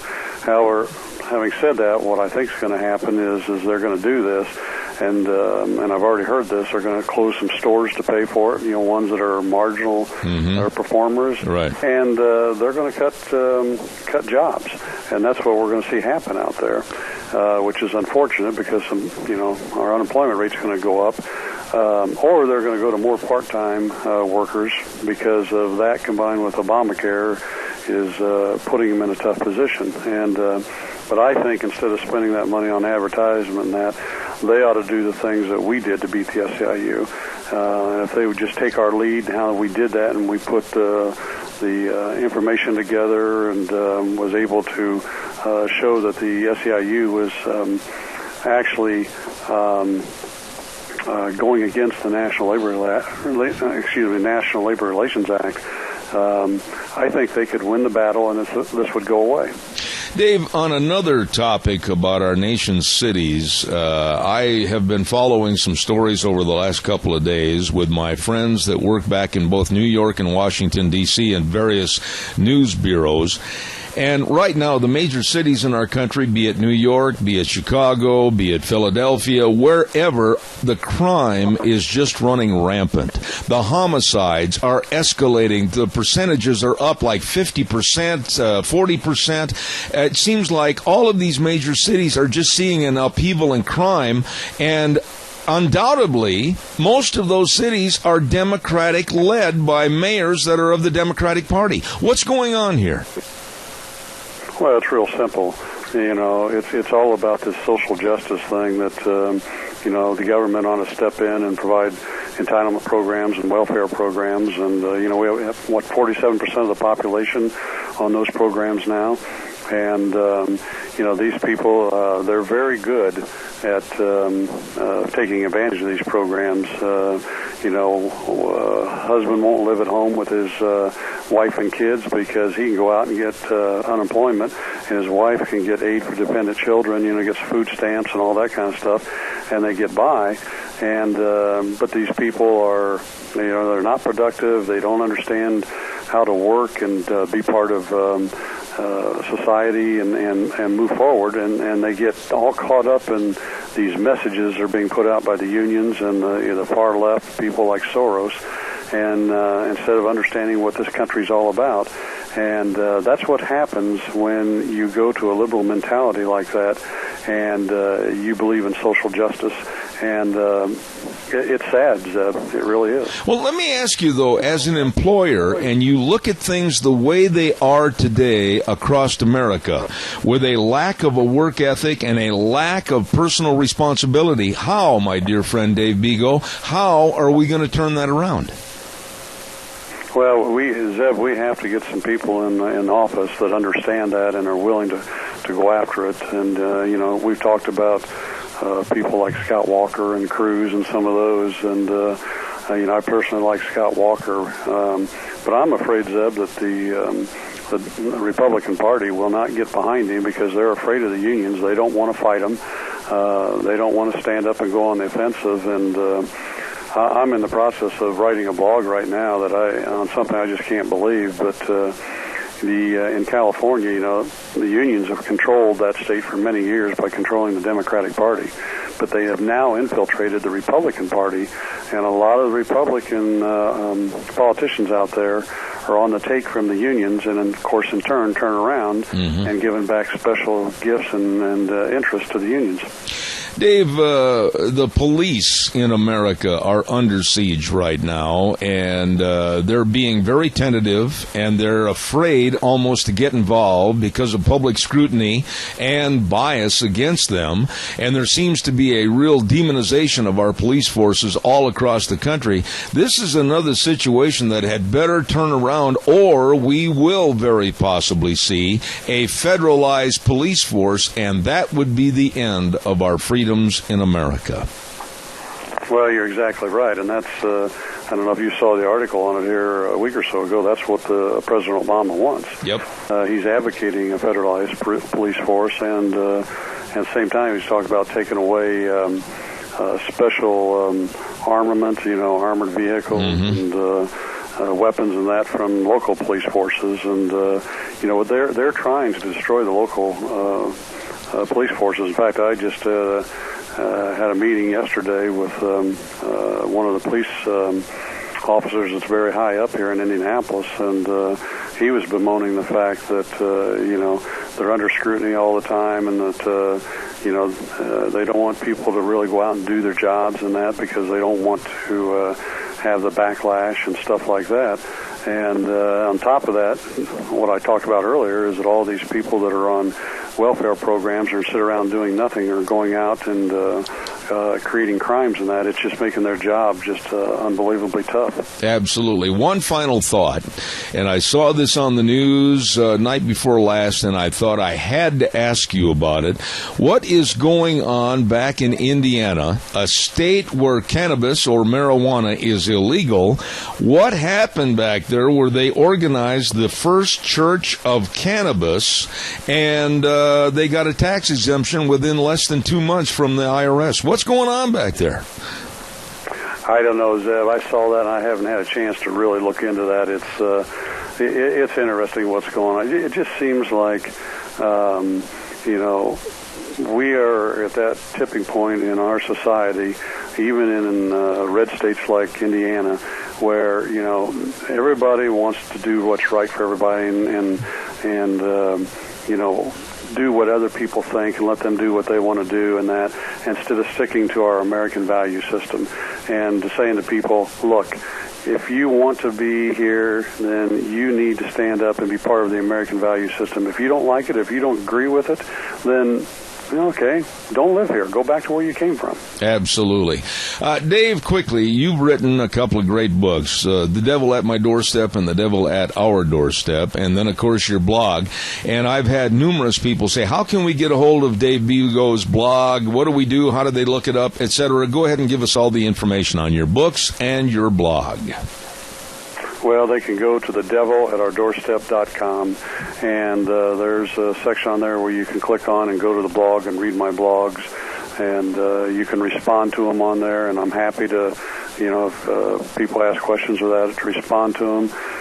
They can also get my book on there, and there's even, and not many people have done it, but there's even a section where they can order a hard copy. Me, and I just had a couple here the other day, and I encourage people to do that, and I encourage people to read it, because, Zeb, the more and more people are reading my book are beginning to understand it's not just about unions, it's about America, and the union's part in destroying America, and, it's about family and Christian values, and that if you work hard and do the right things, you can be successful in this country, and you can beat people who are trying to destroy it, like the unions are. Absolutely. My dear friend, Dave Bigo in Indianapolis, Indiana. Very, very interesting conversation this morning. Kind of a insight on America with Dave Bigo. Thank you so much, Dave. God's blessings, and we'll talk to you next week. Well, thank you, and please do something to help our Tigers and Cubs, will you, please? Well, no, wait a minute. Whoa. You're striking a nerve there. Yes, the Cubs are in second place. Yes, the Cardinals are playing great baseball. But no, they're not infallible, and I'm waiting for the next match with the Cubs and the Cardinals to regain some of that ground. I'm not counting my Cubs out yet. Your Tigers look like they're going to be a shoe-in for the playoffs, but the Cubs aren't playing that bad. Yeah, but they dropped from first to third, and I'm a little disappointed in them the past couple of weeks. Well, believe me, at the end of the season, when all things are considered, I'll probably be in last place like I have been for the last 10 years. Well, I hope not. All right. God bless you, man. Thanks so much. I appreciate it. All right. Take care, Dave Bigo, Indianapolis, Indiana, and a great author, and gives a lot of insight as to what's happening here in America. I got to pay some bills here real quick. Don't forget, this is June Dairy Month, and we want to say thank you to Joe Taylor Realty at 1826 Overland Avenue in Burley, 678-9400. Joe salutes the dairy industry, and he says, hey, he's got years of experience and is very well known in the community. Give Joe a call for all your real estate needs. This man is good. Joe Taylor Realty, 1826 Overland in Burley, saluting the dairy industry during June Dairy Month. Thank you, Joe. We appreciate it. Also, the big Relay for Life is coming up on June 19th and 20th, and I want you to be very much aware of what's going on over there. And my thanks to Patty Shockey for sending me all the information I needed. If anybody is interested in making a donation for the Mini-Cassia Relay for Life, that's going to be June 19th and 20th at the Cassia County Fairgrounds, don't forget to make a donation to the Relay for Life and send it to Patty Shockey at 60 West, 100 North of Rupert, and she'll make sure that that donation goes in the right department. So thank you, Patty, for a job well done. And again, the Mini-Cassia Relay for Life coming up on June 19th and 20th at the Cassia County Fairgrounds. Caller, I've got 1 minute, real fast. Go. Okay, Zeb, I've got some information from Simpson about the refugee thing. Approximately 300 will be coming in. Simpson doesn't know exactly how many will be coming in. Of course, there will be extensive security screenings from you-know-who. Yeah. Now, according to Senator Crapo, we got the 300 coming in, and there will be Syrians and from the Congo, and the State Department is reviewing over 4,000 applications of Syria. Yeah, and I'll tell you something. One thing they don't say on there is about really about the vetting process. And if the FBI is going to admit that they don't know what the situation is, and if the Department of Homeland Security is going to come out and admit they really don't have all the information they need, I am certainly not going to put my faith in what is said by President Jeff Fox of CSI. Absolutely not. It's a big cover-up. All right. Appreciate your call, Tony. God bless you, man. Thank you. Okay, thank you. We're going to have one of my dearest friends on the air with us in just a moment, and he knows all about water and the EPA, and that, of course, is going to be Mr. Norm Simanko. Stand by. Don't forget Let's Ride, Highway 24 between Rupert and Burley, where the fun is sold. I told you that for a long, long time because they've got all the watercrafts. They've got all the watercrafts for fun on the lakes, fun on the rivers, fun all summer long. And if you haven't got a watercraft, they've got a great display over at Let's Ride. You better believe it. Oh, and by the way, all the ATVs too. They've got all kinds of 4x4s over there just waiting for you to come in, get one, and head for the hills where the fun is sold. Let's Ride, Highway 24 between Rupert and Hayburn. You stop in and see those good folks today. And while you're over in that neck of the woods, don't forget our friends Cameron and Siemens Insurance. Dean Cameron, Todd Siemens. Life insurance, health insurance, retirement planning, employee benefits. They can help you with every one of those categories. They are the professionals in the insurance business.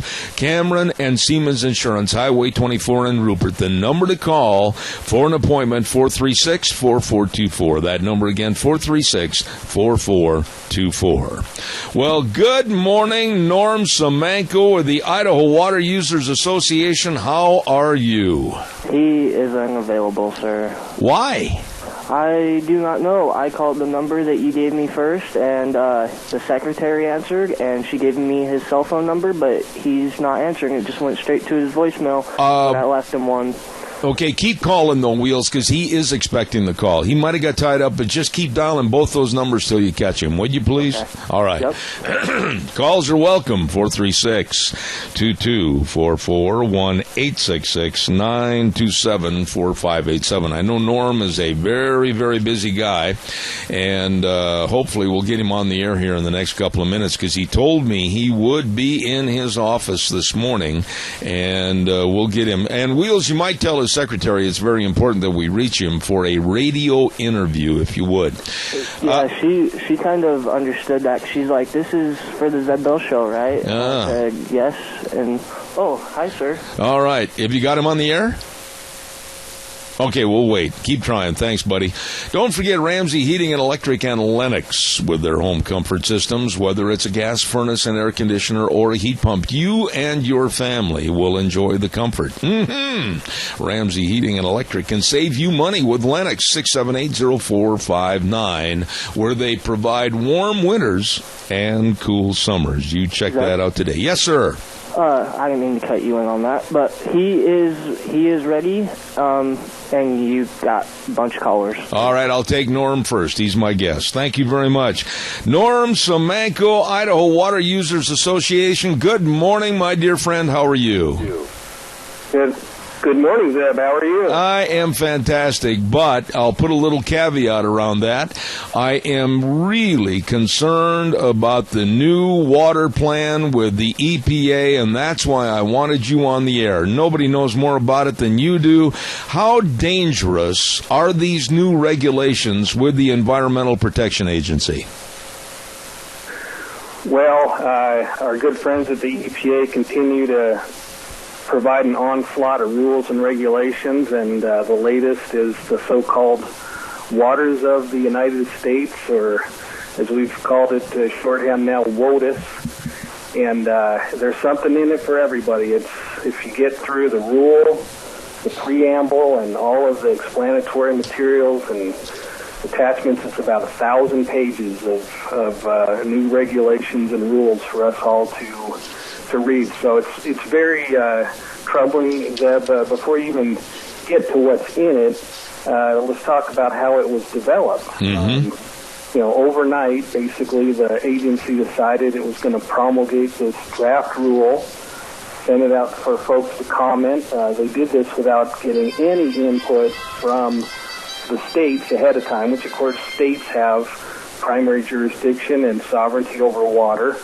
They issue this draft. They get 1 million pages of comments, and then in just a short few months, they issue a final rule, and they make it clear they're not going to take any more comments.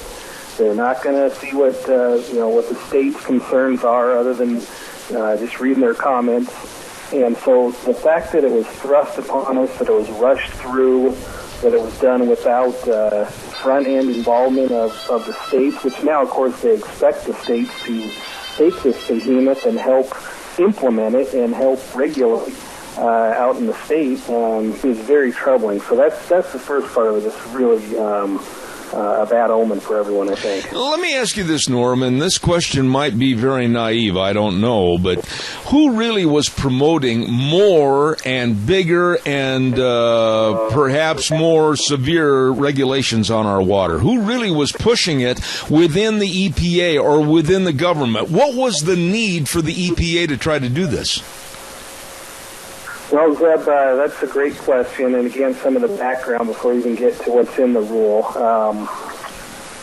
For a long time, since the Clean Water Act was first adopted in the early 70s, there's been a steady march and incrementalism toward expanding jurisdiction, and at various points, the courts, particularly the U.S. Supreme Court, has stepped in and said, whoa, EPA, you've gone too far. So there was a court opinion in 2001 where they struck down the migratory bird rule as being too broad, because it said that anywhere that a bird could land, that could be jurisdictional under the Clean Water Act. The court said that's nonsense.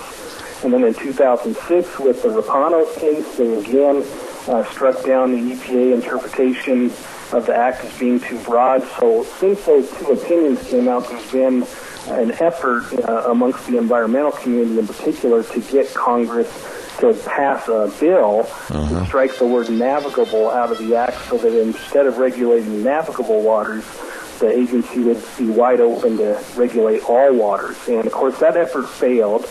Congressman Overstar failed in his attempt, in fact was unelected after that. But now with Obama coming in 2008, the focus changed to the regulatory side, and they took the reins of the rulemaking, and there are many reports and anecdotes of administration folks meeting with environmental groups and talking and planning over what this rule should look like. So it's no surprise that they cheerleaded this rule all the way through the process, and then the day that it was released, before anybody even meaningfully read any of these 1,000 pages, the environmental groups were trumpeting what a great victory this was, and the greatest development in clean water in at least a decade and things like that, before they even read the rules. So I think that tells you enough about how this was developed, who was behind it, what the motivation and the rationale was to be very concerned about the increase in jurisdiction. And in many cases in this rule, that the agency says they're clarifying, which in some ways is nice. You know, if you're on one side of the line, you're okay. If you're on the other side of the line, you're not okay. But these lines of clarification have been put in places where you've got to scratch your head and say, really, that's jurisdictional? Something that remote from the Snake River or that remote from a permanent water body, we're going to consider that to be a waters of the United States and regulate it? Yeah. Norm, again, I'm asking questions that I'm kind of personally worried about. Now, let me ask you this. Many times, and it happened here in the last couple of weeks, I live right next to a canal system. And during the course of all the rain that we've had over the last couple of weeks, of course, I can't help the ponding that takes place out in my pastures, etc., and much of that water would go into a canal. Now, whether it's not me or whatever the situation, what about the EPA? Are they going to start enforcing and saying that we're responsible for that water leaching into the canal systems? Well, Zeb, the interpretation of the rule is going to dictate what happens here. I will tell you that one of the goals of the rule is to make enforcement easier, because if the agency knows that you fall on one side of the bright line and not the other, they don't have to make a case-by-case jurisdictional determination. They just know that it is jurisdictional. They're going to exercise authority over it. So with regard to ditches, I do need to say, now, for irrigation ditches and canals, and drains for that matter, we that was never part of the Clean Water Act. It was never a target of the Clean Water Act to say that ditches and canals were navigable waters. But they've been treated that way by many folks in the agency. The rule, the way it's written, if I understand it, and folks are still reading it, it says that if you have an irrigation ditch or canal that dries up sometime, I would suppose after the irrigation season is what they're thinking, then it's not jurisdictional, which in the world we live in now seems like a give by the agency, but it should be a no-brainer that an irrigation canal is not a water of the United States. The way they've written it, if a water body has perennial flow, meaning year-round flow, right, and connects to ultimately a river, then it is jurisdictional. So drains are in particular a concern for us. And then they also go on to say if your water body, that wetland that's on your property or whatever it might be, is connected to a river by a ditch or canal, even if that ditch or canal is not jurisdictional, the fact that it connects the wetland to the river makes the wetland jurisdictional. Oh my. Whereas in the past you may have considered that to be a isolated wetland. So there is no doubt that this rule expands jurisdiction. I think even the agency would have to admit that it expands jurisdiction, and it does make, in my view, enforcement more likely because they have more definite lines of demarcation between what is and is not a water of the United States now. Norm, in simple terms, so that I can understand it, what are your thoughts on behalf of the Idaho Water Users Association and your position and your knowledge? How much do you think the new EPA rules and regulations will impact or be negative against agriculture, not only in the state of Idaho, but across the United States? That's a great question. Agriculture, without a doubt, was one of the loudest responders to the draft rule. And the EPA administrator, Gina McCarthy, seems to be understanding of that. When she was asked, I think the day the rule was released last week, she said that first they asked me about ditches, then they asked me about ditches, and then they asked me about ditches. So, and then she mentioned that agriculture in particular has a lot of concerns with the rule, and she's right. So I think the fact that agriculture is so sensitive, there will probably be, my guess, some sensitivity within the agency to the politics of the situation, because members of Congress on both sides of the aisle have been responsive to the concerns of agriculture, and I think that's why you see some of the specific language about ditches, and if there's not perennial flow, then they're not jurisdictional, and other attempts to clarify that ponds are not, artificial lakes are not jurisdictional. So I think part of it's going to depend on the political response to this rule. Do congressmen and senators, do their constituents still feel that this rule is a threat to agriculture? And if it is, that is going to manifest itself in additional concerns to the agency. Will the agency be responsive to that and not go after agriculture? I think this is far from over. I think there is going to be a strong congressional response. There's already the movement of certain pieces of legislation to undo the rule. Congressman Simpson is in the middle of that as the chairman of one of the appropriations subcommittees, and has been very outspoken that EPA is out of control on this thing and needs to be reined in. The Senate side in particular has passed a resolution that would deal with this issue, so that's going to play itself out. And then the industry groups, the ag groups, and everyone that's affected by this are all huddling, reviewing the rule, talking with their lawyers, and deciding whether they're going to challenge the rule once it's published in the Federal Register and becomes final within 60 days. That starts the clock for judicial review. So there's going to be a storm period here, both in Congress and potentially in the courts, that I think EPA will feel like it needs to weather before it really steps out and starts active enforcement under this new rule. Norm, you've been on this program many, many times, and I've always respected your opinion. Now, bear with me as I try to explain my next part of this question. I look at this with the EPA, and then I also look at the Endangered Species Act as nothing more than another motivation for government control of its people and the takeaway of private property rights. Am I wrong in my thinking?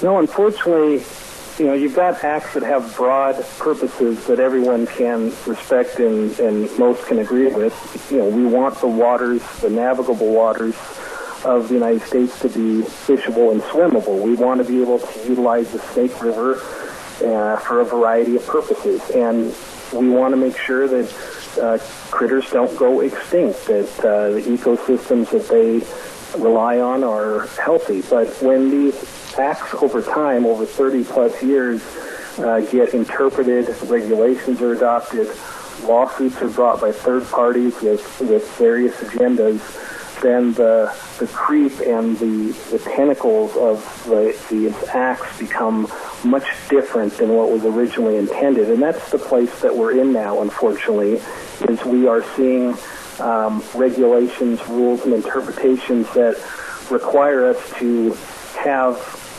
permits under the Clean Water Act to use aquatic herbicides in our canals that we've always used to keep the canals clear and free of moss and other plants so that we can deliver water to farmers.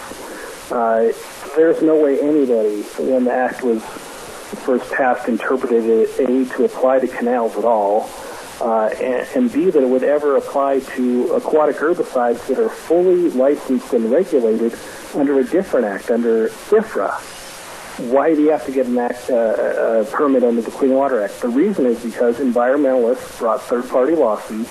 They convinced the court in Cincinnati, Sixth Circuit Court of Appeals in 2009, that that's a pollutant. So when you put that registered product that's been tested for its impact on the environment into a canal and use it for controlling weeds, or if you're spraying for mosquitoes or various waterways, that's a pollutant being discharged into the waters of the United States. So the long answer is it's because of the regulatory creep over time. Every agency, every regulator feels like this is their time, this is their generation, this is their chance to do good and to improve the act. Even though it hasn't been rewritten, it hasn't been changed by Congress, they feel like it needs to be taken another step. And the environmentalists, certainly with their third-party lawsuits, have done the same and attempted to push the envelope as far as they can get any particular judge to take it. One final thought, Norm, and I know my listeners are very upset about this, and people want to get involved. They want to help. What would you tell my listeners as to what they can do with this situation? How can their voices be heard? Well, first and foremost, because there is action going on in Congress, I encourage folks to contact their two senators, Senator Rich and Senator Crapo. They've been very supportive of getting this straightened out, of getting the EPA under control. But I'm sure they would like to hear from the constituents that are concerned, and also Congressman Simpson, who, again, is very involved in trying to fix this from his perch on the Appropriations Committee in the House. So I think that's very important. I don't know that comments or calls in the EPA are going to do any good at this point. They finalized their rule, so it's really about the agencies. And then if you're involved with any of the trade groups or other groups, the Farm Bureau, the water users, the home builders, any of the groups that are looking at the potential impact of this rule on folks, be in communication with them, sign up for their newsletters, give them a call, and I think we're going to see some action, particularly at the national level with these groups as affiliates in potential challenges to this rule. All right. Norm Simanko, Idaho Water Users Association, thank you so much, and please, I'll call you back in the next couple of weeks and we'll get some updates. Thank you, Norm. I appreciate it. Hey, thank you. Hang in there. Thanks. All right. God bless. Thank you very much. One of the most knowledgeable people ever on the subject of water, Norm Simanko, and I really appreciate appreciate him coming on and talking about this horrendous EPA Waters of the United States ruling, and it could affect and have the very demonizing effect against agriculture here in this state and across the United States. We got to get the weather in here, and the weather is brought to everybody right now by Duck Uglies. 163 West Highway 30 in Burley. Duck Ugly. What a great place to go eat, and the entertainment is fantastic. I mean, delicious meals like on Friday and Saturday nights, delicious, absolutely fantabulous smoked ribs, along with the other menu choices. And then, of course, you probably don't know this, they serve breakfast Monday through Friday, and Jack makes a delicious breakfast burrito. Ho ho, knock your socks off. Great.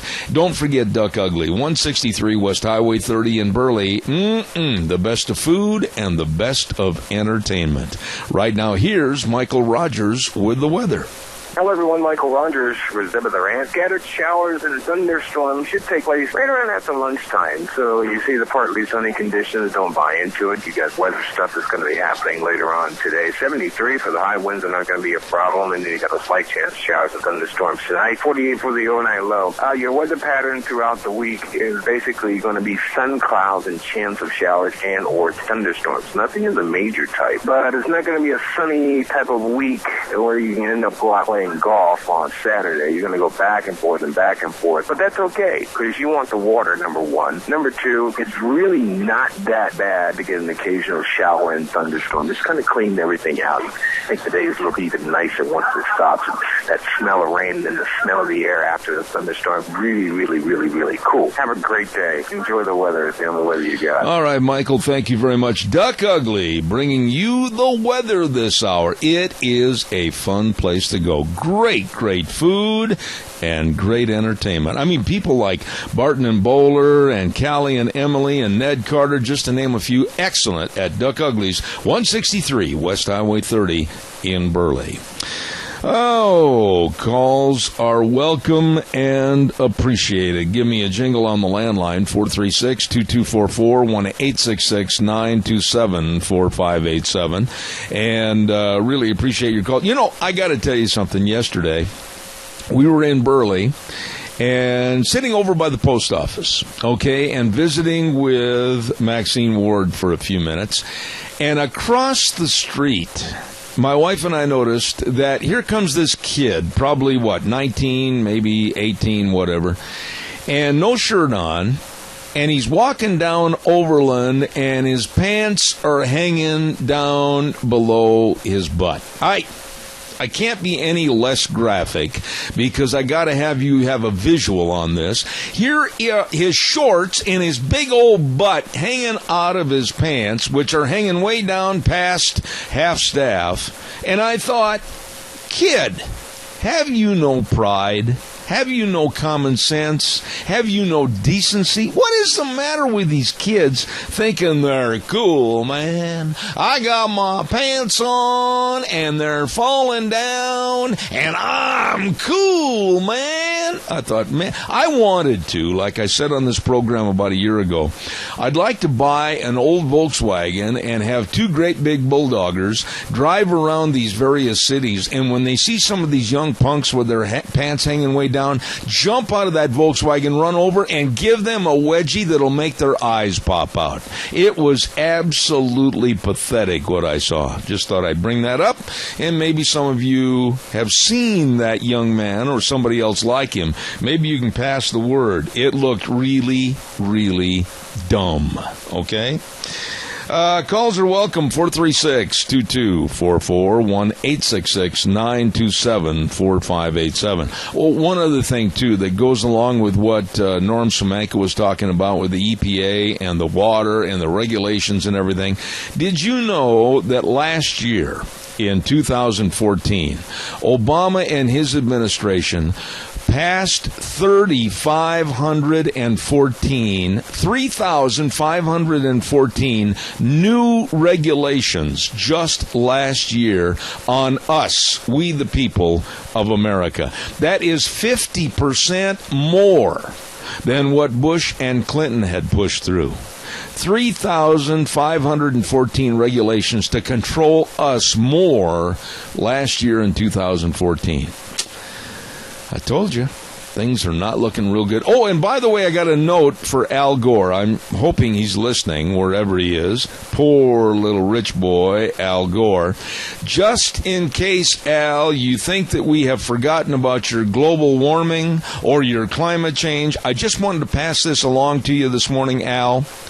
Yesterday, on the East Coast, record cold temperatures.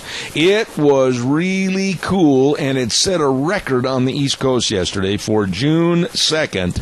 Record cool temperatures. Attaboy, Al. You hang right in there with your global warming. Okay. All right, calls are welcome. 436-2244, 1-866-927-4587. Once again, a reminder that the Classics on the Grass, sponsored by the Mini-Cassia Auto Collectors 29th Annual Car Show, is going to be at the Cassia County Fairgrounds in Burley this weekend, June 6 and 7. Don't miss that. And tonight, the second summer series of the team roping at the Jerome County Fairgrounds, starting at 6:30, rope at 7. You sign up at 6:30, rope at 7. 3 for $25 draw pot. And Dave Zanino, 431-1263, is the man that's putting on those jackpots. And Dave does a tremendous job. He and his wife, Dawn, they really put a lot of time and effort into putting on a good roping, so everybody try to be there at the Jerome County Fairgrounds. You know what we've got next hour? I'm really looking forward to this. An old buddy of mine's going to be back on the air, and that, of course, is Doug Johnson from Colorado. And we're going to discuss some of the items that he wrote about in his blog, and we're going to discuss some of the topics that are in the news this morning. So really glad to have him on the air. And then at 10:30 this morning, we're going to have Cindy Miller, the Director of Consumer Confidence for the United Dairymen of Idaho, talking about June Dairy Month. All of this and a lot more right here on Zeb at the Ranch. We're going to turn it back over to Wheels right now and get ready for the CBS News. I'll be back in about 6 minutes. Don't you go away.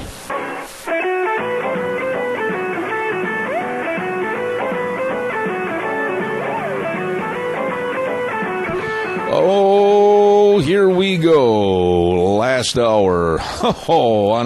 It was nice a little bit ago, and the sun was shining in the window and the blue sky. What happened? Who took it? Anyway, good morning. Zeb at the Ranch with our major sponsor, your Magic Valley Les Schwab Tire Centers. All 7 locations serving you. And don't forget some of our great advertisers, too, like Western Waste Services, always at your disposal. Locally owned and operated, 734-6969. And our friends at Valleywide Home and Ranch. My goodness sakes. Don't forget that big antique tractor show coming up on June 19th and 20th right there at Valleywide. 910 South Oneida and Rupert, everything for the farm, the home, and the ranch. Oh, my goodness. Hey, by the way, I got to tell you what the special is today at the Chadwick Sports Grill. I love Italian food. An Italian grinder served with the choice of side and super salad, just $9.95. Always great specials. Always a great menu. Always nice people. Always a great environment at the Chadwick Sports Grill, 139 West Main in Burley. You stop in and have lunch today at the Chadwick. Oh, let's see. We're going to curtail that next ad for a few minutes because I want to take all the time I can to have a visit with my dear friend in Colorado, just like Festus Hagen. Good morning, Doug Johnson. How are you? Well, good morning, Zeb Bell. I'm good. How are you? Well, I'll tell you what, it's a real blessing to have you back on the program again, and you are doing a wonderful job with your blog and with your books, and I understand you're writing for quite a few different businesses now. My goodness, bring us up to speed as to what the world is according to Doug Johnson. Well, it's a very busy place. Yeah, my business, my consulting business has evolved a bit due to health and travel constraints. I needed to find ways to do more things with going less distance, and so I opened the door to doing something I've done off and on for years, now I'm doing it a lot, is writing for businesses. Most businesses don't write well. They don't have well-written websites. They don't have well-written brochures. They don't know how to do things with a marketing perspective. And people who know my business background know that even though I've run companies all the way up to Fortune 500 companies, my love and my background, my upbringing is marketing. And so I'm applying that to businesses and really enjoying it. And then on the other side of things, on my political life, which obviously has involved your show quite a bit and how we came to know each other. That for a number of years, I've had a lot of people bugging me to write for various political and news and opinion websites, and I've refused for a lot of reasons. Most of the time, it was just because I can't really embrace the overall theme of a lot of the websites. But I was finally put in a position with a website that I respect very highly. I don't necessarily agree with absolutely everything, but have generally an extreme agreement with the owner of the site and great admiration for him. That's Matt Barber, the attorney, and he's also assistant dean of the School of Law at Liberty University. And he has a website called Barbed Wire. It's linked on my website, and now my writing is also going to be, it actually already is already on his site. So I'm excited about that. People want to hear the unvarnished truth, and don't don't mind the fact that it gets right in your face. This website has a lot of writers who do that, and so it's refreshing. So I would highly recommend people go take a look at it. It's worth looking at. You know what? When you said unvarnished truth, that is a statement and a phrase that I've used for this program, because I'm not going to back up and I'm not going to sweeten the deal for anybody. I'm just going to tell it the way it is. I respect that, Doug. Well, and I do too, and it's funny because at his, in fact, we'll talk about this for a second here. Let me see if I can find it here. I wrote it down the other day because I was so impressed by how he says it about his website. When he describes his website, Barbed Wire, he has a rather unique way of talking about what it is. He says the website is about politics and culture, news and opinion from a decidedly biblical worldview. And then he says barbedwire.com is a motley mix of breaking news, intelligent cultural analysis, political pontification, and cutting-edge opinion, all fueled by the word of life. If you're comfortable under deception, prepare to be made uncomfortable. We're cutting free of the totalitarian left's barbed wire. Amen. Relativists beware, truth told here. And I love that. I think that is where we need to be. All right. Unvarnished truth is what people need to hear. We've gotten too complacent in speaking about these things, and I think it's really important to the point, and this is a little off topic, but I actually think it applies. Zeb, you've probably seen, a lot of people have seen in recent years, that many churches have become very casual and informal. That's right. And in rural areas, it's a little more common just because of the nature of the lifestyle people have. But when I grew up, I did not grow up in a Christian home, but I became a Christian when I was in school, and I started going to church. And in those days, you went to church, and you put on your Sunday best, you went to church. Absolutely. And for some people, that might have just been a nice shirt and a nice pair of slacks. Other people might have been a suit and tie. But the minister was always dressed up, and he would preach behind a pulpit and give the message. And today, you go into a lot of churches, they don't have a pulpit anymore. Minister comes in. I mean, I visited a church a little while ago, and the minister came in a Hawaiian shirt and shorts and sat on a stool. And a recent study has been done by an organization of churches that have gone away from this casual approach, going back to the traditional mode of standing behind a pulpit, giving the exact same message, but dressing up again. And what is happening is it's changing and making those churches stronger, because it changes the respect that people have for the message that's coming to them. It's driving some people away because they're not comfortable anymore. They want an easy place to go feel warm and loving, but it's bringing other people in who are truly seeking truth. Now, my whole point here is that we need to speak the truth. We need to speak it firmly, but we need to speak it respectfully and yet with authority.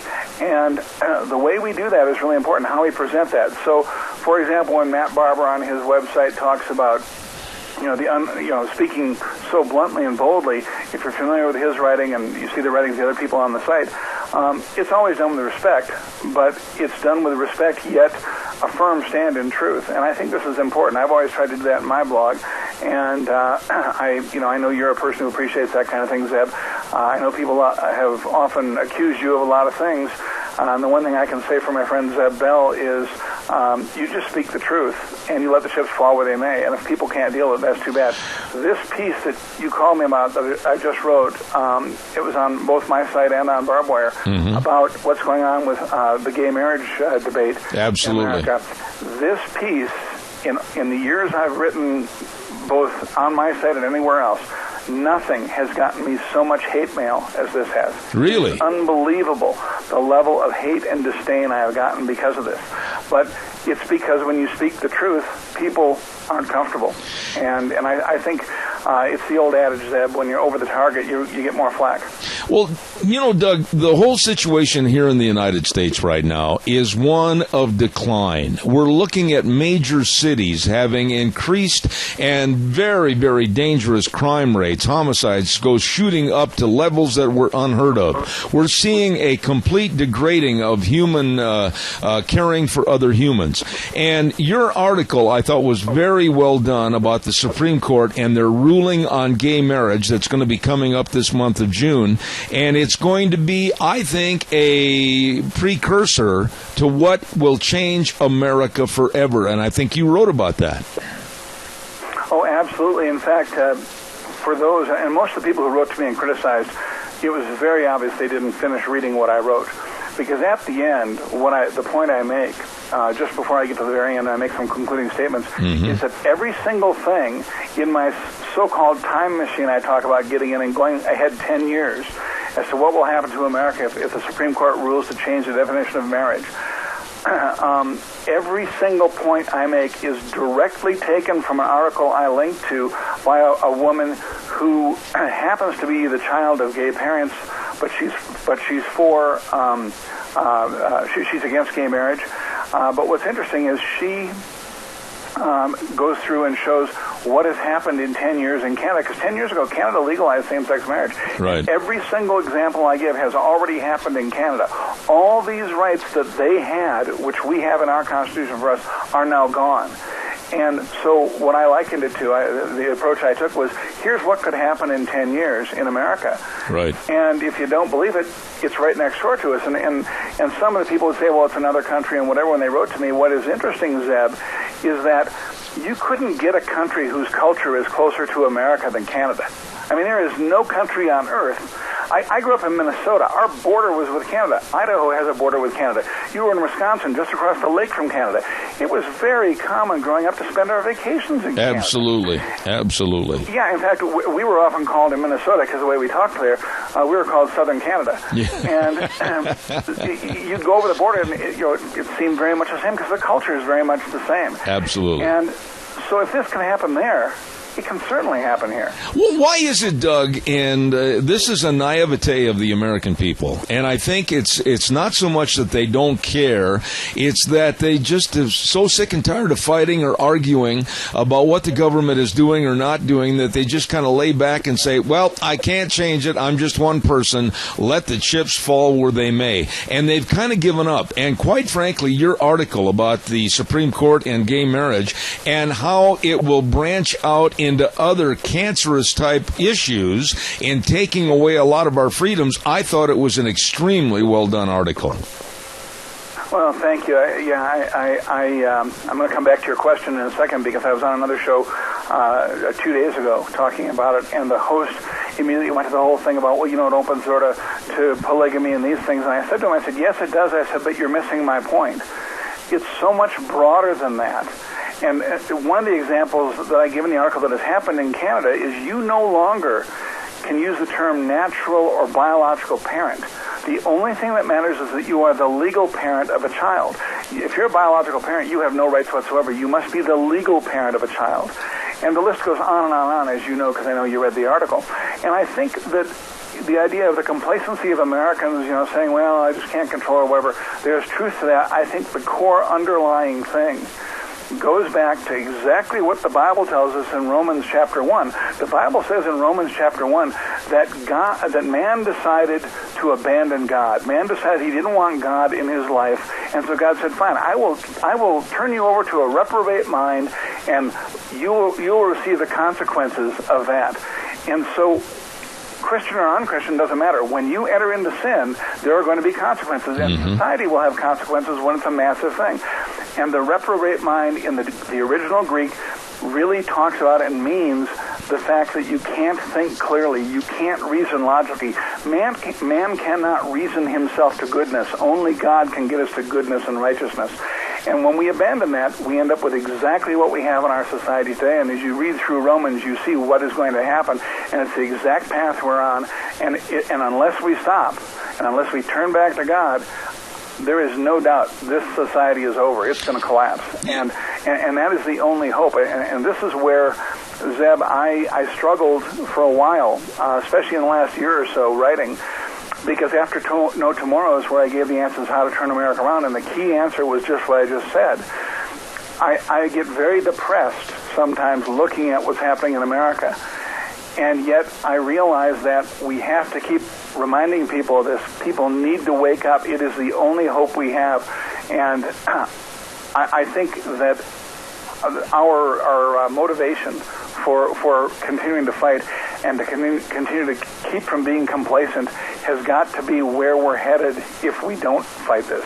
You know, you had one sentence in your blog that I think kind of sums up everything that we should be worried about as you project your thoughts 10 years hence into 2025. You said, quote, "In 2025, your beliefs, values, and political opinions must conform to the government's, or you may lose your job, business, professional licenses, possibly even your children." And you know what, Doug? We are already seeing some of that today, that if we don't agree with what's going on and we speak out, we're called the bigots and the hate mongers and the hate speech, and there are those that want to try to legislate against that already. Oh, absolutely. This goes back, and I know you and I have talked about this before. This goes back to, once again, to the Bible, which says that when we get to that time when our society is collapsing, when everything is falling apart, people will think what's right is wrong and what's wrong is right. We will have an absolutely backward set of values in our society, and what you said is exactly right. In fact, at the end of this article we're talking about, I quote a study that was talked about in the Washington Post recently, where they were studying sexual orientation in America. And in this study, they said that most heterosexual people, when asked about whether they were gay or straight, didn't choose the straight or heterosexual option. Most of them, or not most, but a lot of them said that they would write in their response as normal. And the researchers couldn't understand that, and they said they must not understand that they are straight. Now, they don't consider the fact that, no, the majority of Americans think that it's normal to be heterosexual and anything else isn't normal. And that was a way of them stating to these researchers, this is more than just a choice of which category I fall in. I am normal. Trying to reinforce their heterosexuality as being normal, as being the core value for the country, as it's been since the beginning. And the researchers, because they're politically correct, they couldn't understand that response. You know, one thing that... This is how messed up our society is. You would think the researchers would say, wow, this is beyond just a choice of this one versus this one. They're saying everything else is abnormal. But they can't understand that. That is how far gone the politically correct are. I agree with you. And look at the analogy from what just happened in the last couple of days with Bruce Jenner, or now his name is Caitlyn Jenner, being on the front cover of Vanity Fair magazine as a woman. 10 years ago, this would never have been at all appreciated or respected, and now it's trying to be forced upon the normalcy of America. This is sick and perverted, Doug. Well, it is. And, you know, we have, it's not just a slow creeping thing. Debauchery, this kind of thinking, when it starts to move forward, it speeds up at such an exponential rate that it's not a linear scale of increase, and that's what we're seeing. We are seeing, in fact, I read a survey just the other day, and I'm glad you said that because it reminds me of this, that in the last, I think it was just the last decade, it has gone in Republican Party members have gone from less than 40% accepting and believing gay marriage was normal and okay to now over 50% believe it is. Now people say, well, it's only a 10% difference. Well, it's actually more than that if you do the math right. But the point is that the majority of Republicans now think it's okay. And the Republicans are supposed to be the conservatives, which we know they're not. There are conservatives in the Republican Party, but the vast majority of them are not. But this is where our society has gone. It's become acceptable, and most young people today think that same-sex attraction is just a choice, or not really a choice. It's okay. It's just the way people are. They don't understand, and this comes back to how we raise our children, the values we instill in them. I just read an article, literally a couple minutes before I came on your show, by a guy who writes some pretty good stuff, and he was saying that the death penalty for Dzhokhar Tsarnaev, the Boston Marathon bomber, accomplishes nothing. And I've got his email here because I'm going to be writing him an email when we're done to inform him that actually here's what it accomplishes. It doesn't accomplish retribution, and that's not the important thing. It accomplishes something very important. God told man to have a death penalty for certain crimes, not because it was a way to retaliate. It was because we don't have the power to give him the proper punishment, so we are to turn him over to God immediately. And when you kill somebody, they are instantly before God and have to face him. That's the purpose of the death penalty in reality, besides being a deterrent to our society for future crime. And this guy says there's no purpose. Yes, the purpose is to put the guy in front of his maker, so he has to deal with what he's done. You know, I'm sorry, I've only got a couple of minutes left, and I want to get into one last little insight on the piece that you had written regarding the Supreme Court. What do you think? What do you think is going to happen? What do you think as you look into a crystal ball? Is there enough sanity? Is there enough normalcy? Is there enough belief and moral grounds that the Supreme Court might rule against gay marriage, and we might still have some preservation of what's right and wrong? Well, I think the only hope, and there's a possibility, I think it's not a majority possibility, but there is a possibility they could turn it to the states and say this is a states' rights issue, which I think is appropriate constitutionally. I do too. Now, that said, I will say that I think they are too politically correct, and they won't do that. I think they will rule that gay marriages can be same-sex as well as between a man and a woman, and I think this is why you see the state of Alabama, who's been the most aggressive on fighting this issue. They are trying to put through legislation right this moment before the Supreme Court can rule that will eliminate the state issuing marriage licenses, and they will issue a contract. The reason being, then they are not in a position where churches and such will be forced to perform gay marriages, because that's what's coming. That's what happened in Canada. When you put this through, it's not just, okay, now people can get married that are gay. It means everything else changes, and people have to go against their conscience to abide by the law. And I think the worst is going to happen, but I hope I'm wrong. Okay. Doug, I always appreciate having you on the program, and I certainly will look forward to hopefully next week having you back on the show. And tell everybody about your books and about your blog and how they can check out all your writings. Please, go ahead. Well, they can go to horsesenseblog.com or to barbwire.com to see the writings. Horsesenseblog.com will link them to the other site. And on horsesenseblog.com is information about my book, No Tomorrows. It tells about the book Leadership Secret. Although that one's no longer available, it is now out of print. No Tomorrows has continued in print, and so it's still available. And there's contact form there if they want to contact me, and we always appreciate hearing from people. You know, I always really enjoy the visits on the radio, and I'll be giving you a call in the next couple of days. We'll reestablish another time on the air. Doug Johnson, Colorado, God's blessings to you, my dear friend. Thank you, Zeb. We will look forward to it. All right, sir. Thank you very much. Colorado, Doug Johnson, and I always enjoy having him on my show. Thank you very much. Hey, we got to pay some bills here right now. You know this is June Dairy Month, and you know there's a lot of people that want to salute June Dairy Month, including Sportsman's Warehouse, with old Reese and the gang at 1940 Bridgeview Boulevard in Twin Falls. They've got everything for Father's Day gift giving, all the fishing equipment, all the hunting equipment, all the camping equipment. Sportsman's Sportsman's Warehouse has it all, and they salute June Dairy Month right here in the state of Idaho, along with Butte Irrigation. These are some really nice folks. I'll tell you what, they've got 2 locations, 116 South, 600 West of Paul, and a new one at 22342 Kimberly Road in Twin Falls. Don't forget, Bryce is in the Paul store, and Paul is over at the Kimberly store. That's right. Don't forget, they've got a wide range of products for all your irrigation needs, from the panels to the pumps to the wheel lines, everything at Butte Irrigation. They will get you wet, and they salute June Dairy Month. Thank you very much. Also, while I have just a moment here, I want to remind you about Vicky's Country Gardens. Yes, on Thursdays, tomorrow at 10:30, we have a program called Gardening for Idiots, named after me. I'm not much of a gardener, but I'm getting better. Vicky's Country Garden at 185 South, 600 West of Paul is the sponsoring agent for our program, and the lovely Miss Vicky will answer all your questions. You want to call in and ask about gardening? She can and will help.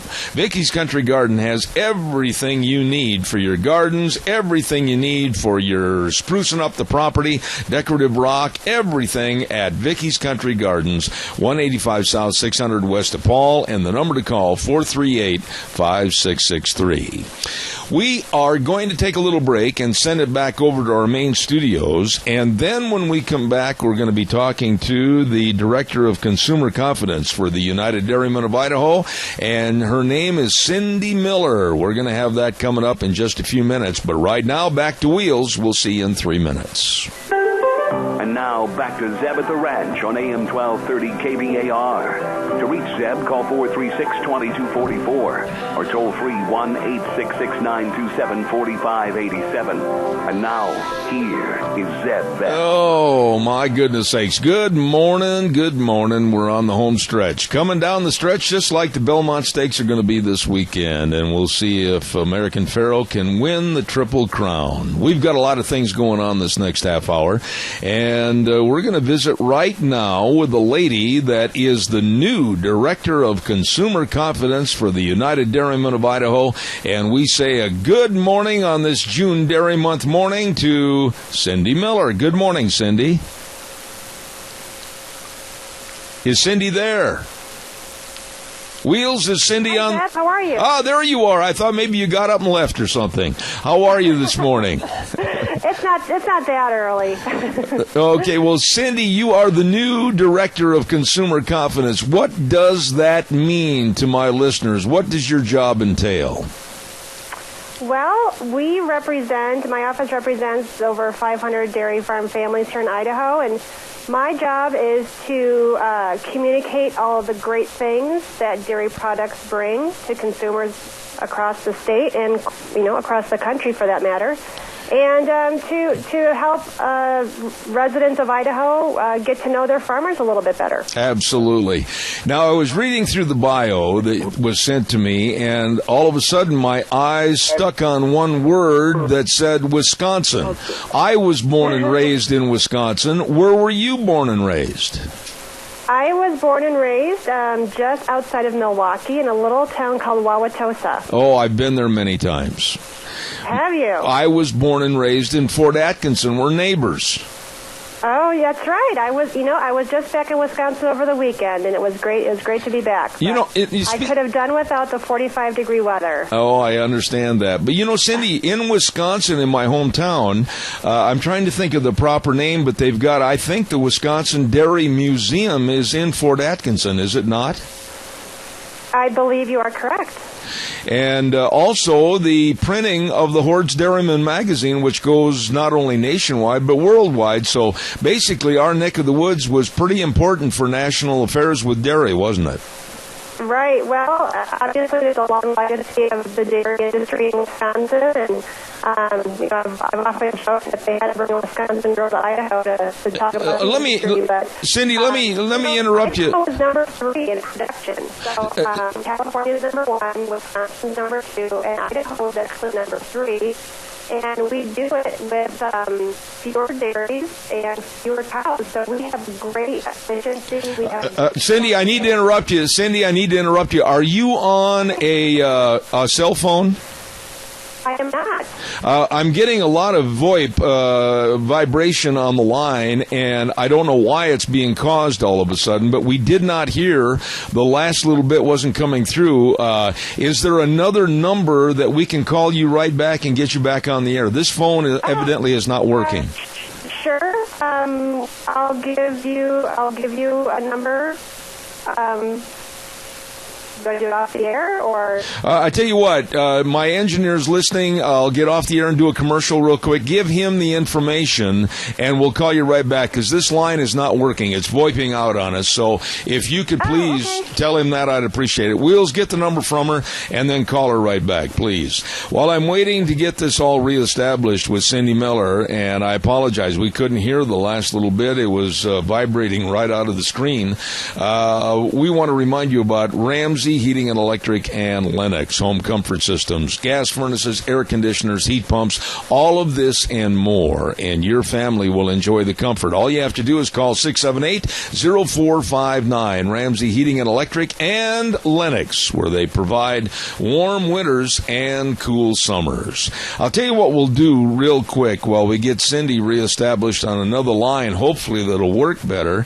I think I'll go ahead and do the weather forecast with Michael Rogers a few minutes early, and the weather is brought to you by Scarro's Meats. Oh my goodness sakes, they're located 331 North Road, Jerome, and the telephone number to call 324-7657. And don't forget, Scarro's Meats offers an assortment excuse me, of specialty meats to add a little variety to your next meal. All you have to do is come in and look at the wide selection of products available with the in-shopping right there at Scarro's Meats, where they do sell taste one bite at a time. Right now, Wheels, if you can handle three things at once, here's the weather with Michael Rogers. Hello, everyone. Michael Rogers with Zeb of the Rant. Scattered showers and thunderstorms should take place right around after lunchtime. So you see the partly sunny conditions. Don't buy into it. You got weather stuff that's going to be happening later on today. 73 for the high winds are not going to be a problem. And then you got a slight chance of showers and thunderstorms tonight. 48 for the overnight low. Your weather pattern throughout the week is basically going to be sun clouds and chance of showers and or thunderstorms. Nothing is a major type, but it's not going to be a sunny type of week where you can end up go out playing golf on Saturday. You're going to go back and forth and back and forth, but that's okay because you want the water, number one. Number two, it's really not that bad to get an occasional shower and thunderstorm. Just kind of clean everything out. Make the days look even nicer once it stops. And that smell of rain and the smell of the air after the thunderstorm, really, really, really, really cool. Have a great day. Enjoy the weather. It's the only weather you get. All right, Michael, thank you very much for the weather. Brought to you this hour by Scarro's Meats. Along with all the delicious meats, they've got a great selection of seasoning packets for all your meat purchases at Scarro's Meats, 331 North Road, Jerome. Number to call 324-7657. And yes, they do sell taste one bite at a time. Let's go back and see if we have Cindy Miller back on another line that we can get her on the air. Is she ready, Wheels? She is. All right, sir. Thank you very much. Cindy, hopefully this line will work better. How are you doing? How are you coming through? Go ahead. I hope so, too. I hope I'm much clearer now. Oh, absolutely. A lot better. Thank you so much. Okay, great. Now, let's talk a little bit about you left Wisconsin, and now here you are in Idaho, and Idaho ranks number 3 right now of all the 50 states in milk production. What do you do on a day-to-day basis to help promote the dairy industry? Well, we do quite a number of things. This is June Dairy Month, so we have a lot of events that we have planned throughout the month. We maintain a lot of information on our website. We have programs that we implement in the schools through a national Fuel Up to Play 60 program. And we do a lot of dairy tours. We get people out on dairies and have them ask questions and get to see how their milk is produced every day. You know, Cindy, I would imagine that it's still a lot of education for the buying public. A lot of people probably don't know about milk, cheese, and yogurt and ice cream. They just go to the grocery store, buy the product, and then they go home. And I'll bet it's a real eye-opener if they take the time to really understand the value of the dairy industry here in the state of Idaho. I agree with you 100%. I think it is important that people understand more about where their food comes from. I think there is a rising interest in that. And what a lot of people don't know is that all of our dairies are family-owned. Mm-hmm. So we have families, dads, children, all helping out at the farm.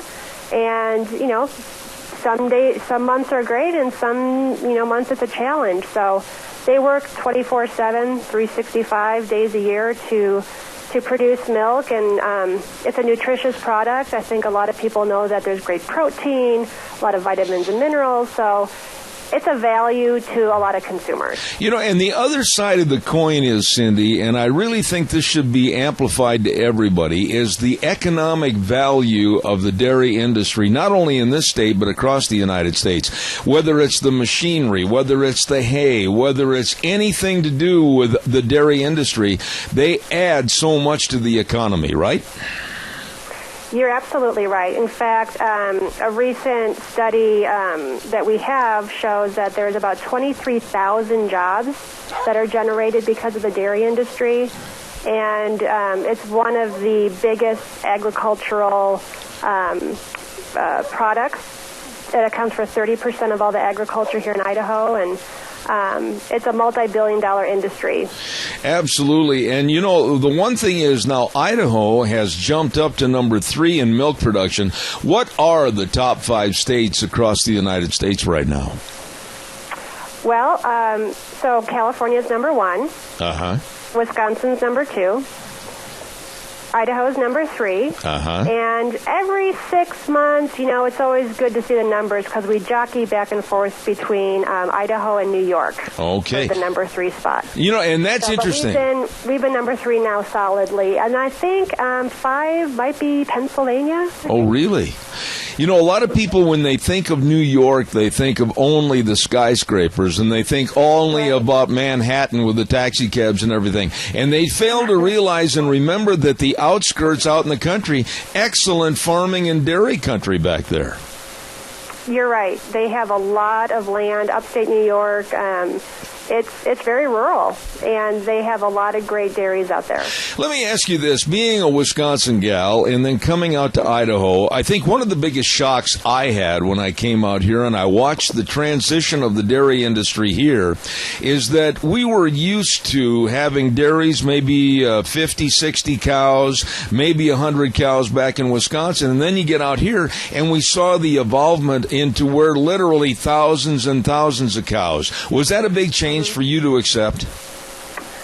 Well, ironically, my uncle had a dairy farm back in Wisconsin, and he had about, 40 cows, maybe 50 cows. Golden Guernseys was the breed that he built. Yes. Uh-huh. So I have fond memories of being at his dairy when I was little and helping out. So coming here and seeing these bigger dairies, they're bigger in scale, but I will tell you what I've seen firsthand is the care is very similar. These farmers care for their animals. They're feeding them. They have nutritionists on staff. These cows have nutritionists that are helping form their diet every day. So I might venture to say that some bigger dairies are more efficient and can milk cows more efficiently, but they still have the same care. Well, and you really touched on something. There's so many people that aren't directly milking the cows or living on the dairy farm or whatever. You mentioned the nutritionists, and then again you talk about the people that have the machinery and the milking equipment and everything. The fingers of the pie are extended into so many different areas that the dairy industry supports. It is big business, and it's all basically going back to the small businesses in various communities, isn't it? You're right. There's a lot of industry partners that, have companies that deal strictly with hoof care, or, like you said, nutritionists, or that tend for calves. So there's a lot of specialty areas that the dairy industry supports. Let's talk a little bit about June Dairy Month, and I want to thank you folks for helping us with a lot of the giveaways for June Dairy Month, etc. But basically the idea for June Dairy Month, what is the dairy industry really trying to lay out on the table for everybody to understand during June Dairy Month?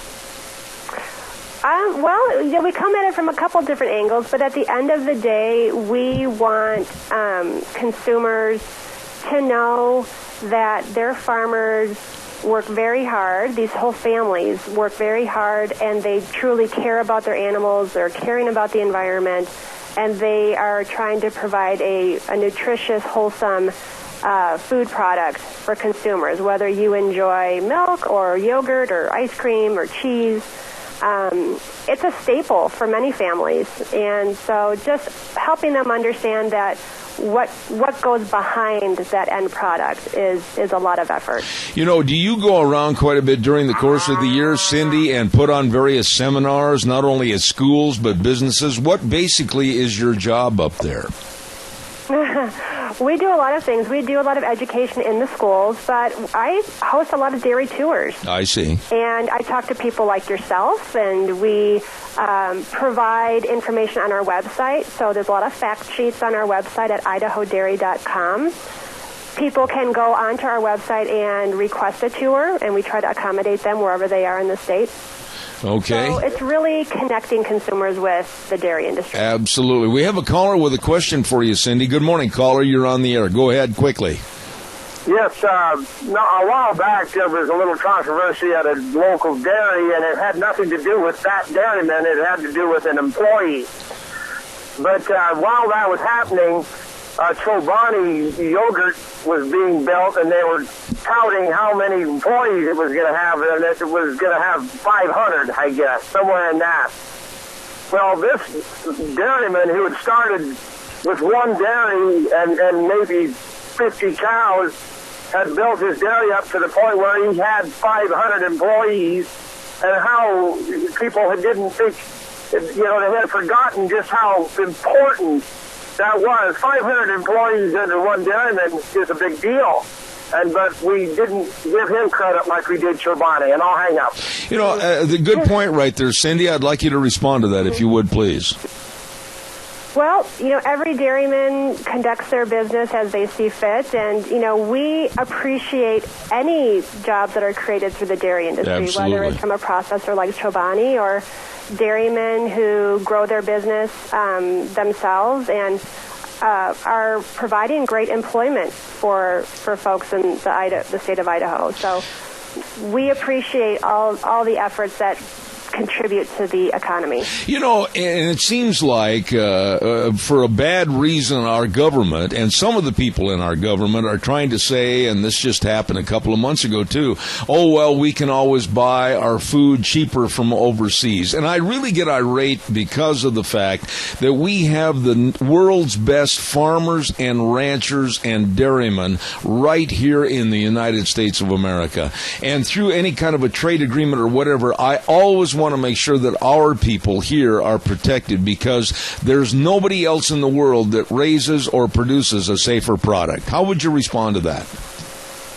I would agree. We work closely with the Idaho State Department of Agriculture on several trade missions. So, in fact, during the month of June, we have some dairymen, along with our CEO and some other industry partners, going to Taipei to learn more about how we can export our dairy products to other countries that don't produce a lot of dairy or do not have the infrastructure to include dairy in their diet. So we are very closely tied to a lot of the export market because we produce a lot of milk, but Idaho doesn't have a lot of people.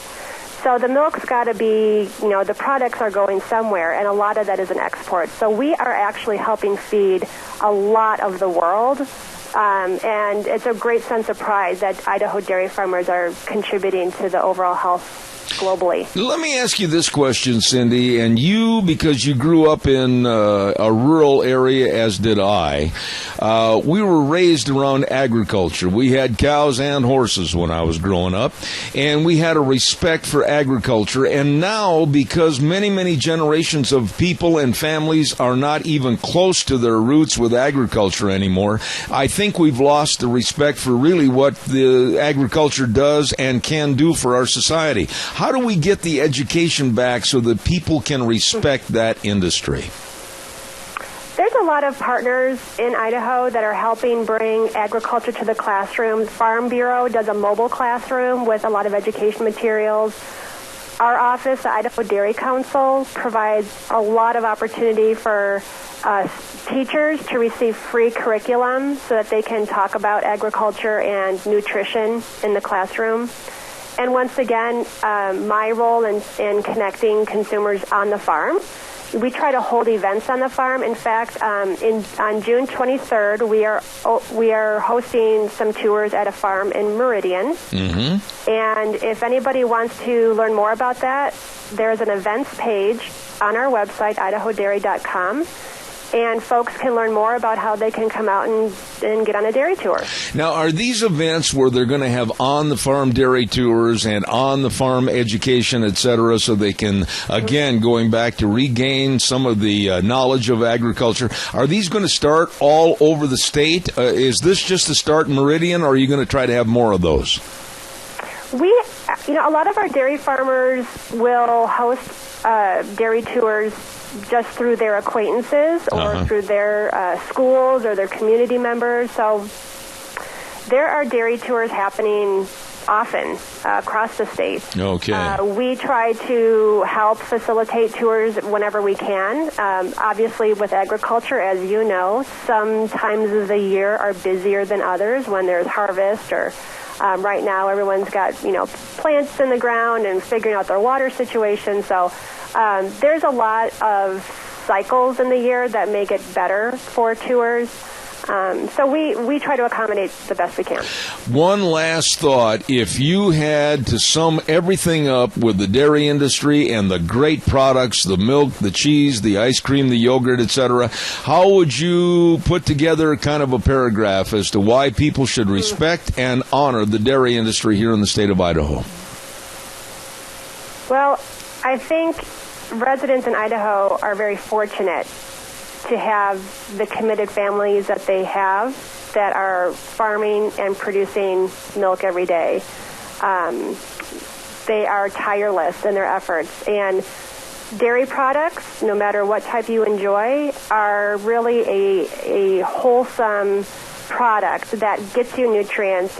I have kids, and I would rather them drink a glass of chocolate milk and eat a cheese stick rather than have soda or chips or something, because I know that there is some nutritional value there. Absolutely. And I think kids perform better in school. There's been statistics that show that. So having more dairy, even if a little bit into your diet, helps people perform better. There's a lot of activity that can be gained from better nutrition. Cindy, don't make yourself a stranger. You contact me anytime you've got something you want to put on the air. I'd love to have you back on the program again, okay? Well, thanks, Zeb. I appreciate it. All right, Cindy Miller, the Director of Consumer Confidence, and we thank her for being on the program from the United Dairymen of Idaho. God's blessings, and I'll be in touch. Thanks, Cindy. Thanks, Zeb. You bet. Bye-bye. June Dairy Month. Oh, and I love my dairy products. I'll tell you what, I drink a lot of milk. Yes, I do, eat a lot of ice cream. I love ice cream. And cheese, nothing better than cheese. I am a connoisseur of cheese. Absolutely, I appreciate dairy products being raised in Wisconsin and then moving out here. I love milk.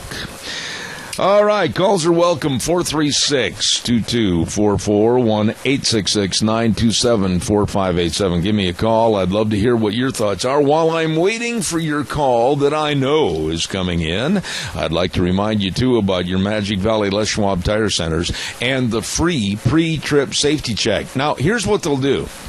I'm just going to read some of the items off to you. A visual inspection on tires, tire pressure check, visual wheel alignment inspection. They'll give a visual inspection of your brakes and of your shocks. I mean, you do not want to take off anywhere without having this free pre-trip safety check at your Magic Valley Les Schwab Tire Stores. I'm telling you, they're ready to serve you with not only this, but the best of tires. The best of tires. And they've got many of their great family tires on sale, too, like the light truck and SUV tire, the Wildcat AT2, all-season traction, smooth, quiet ride.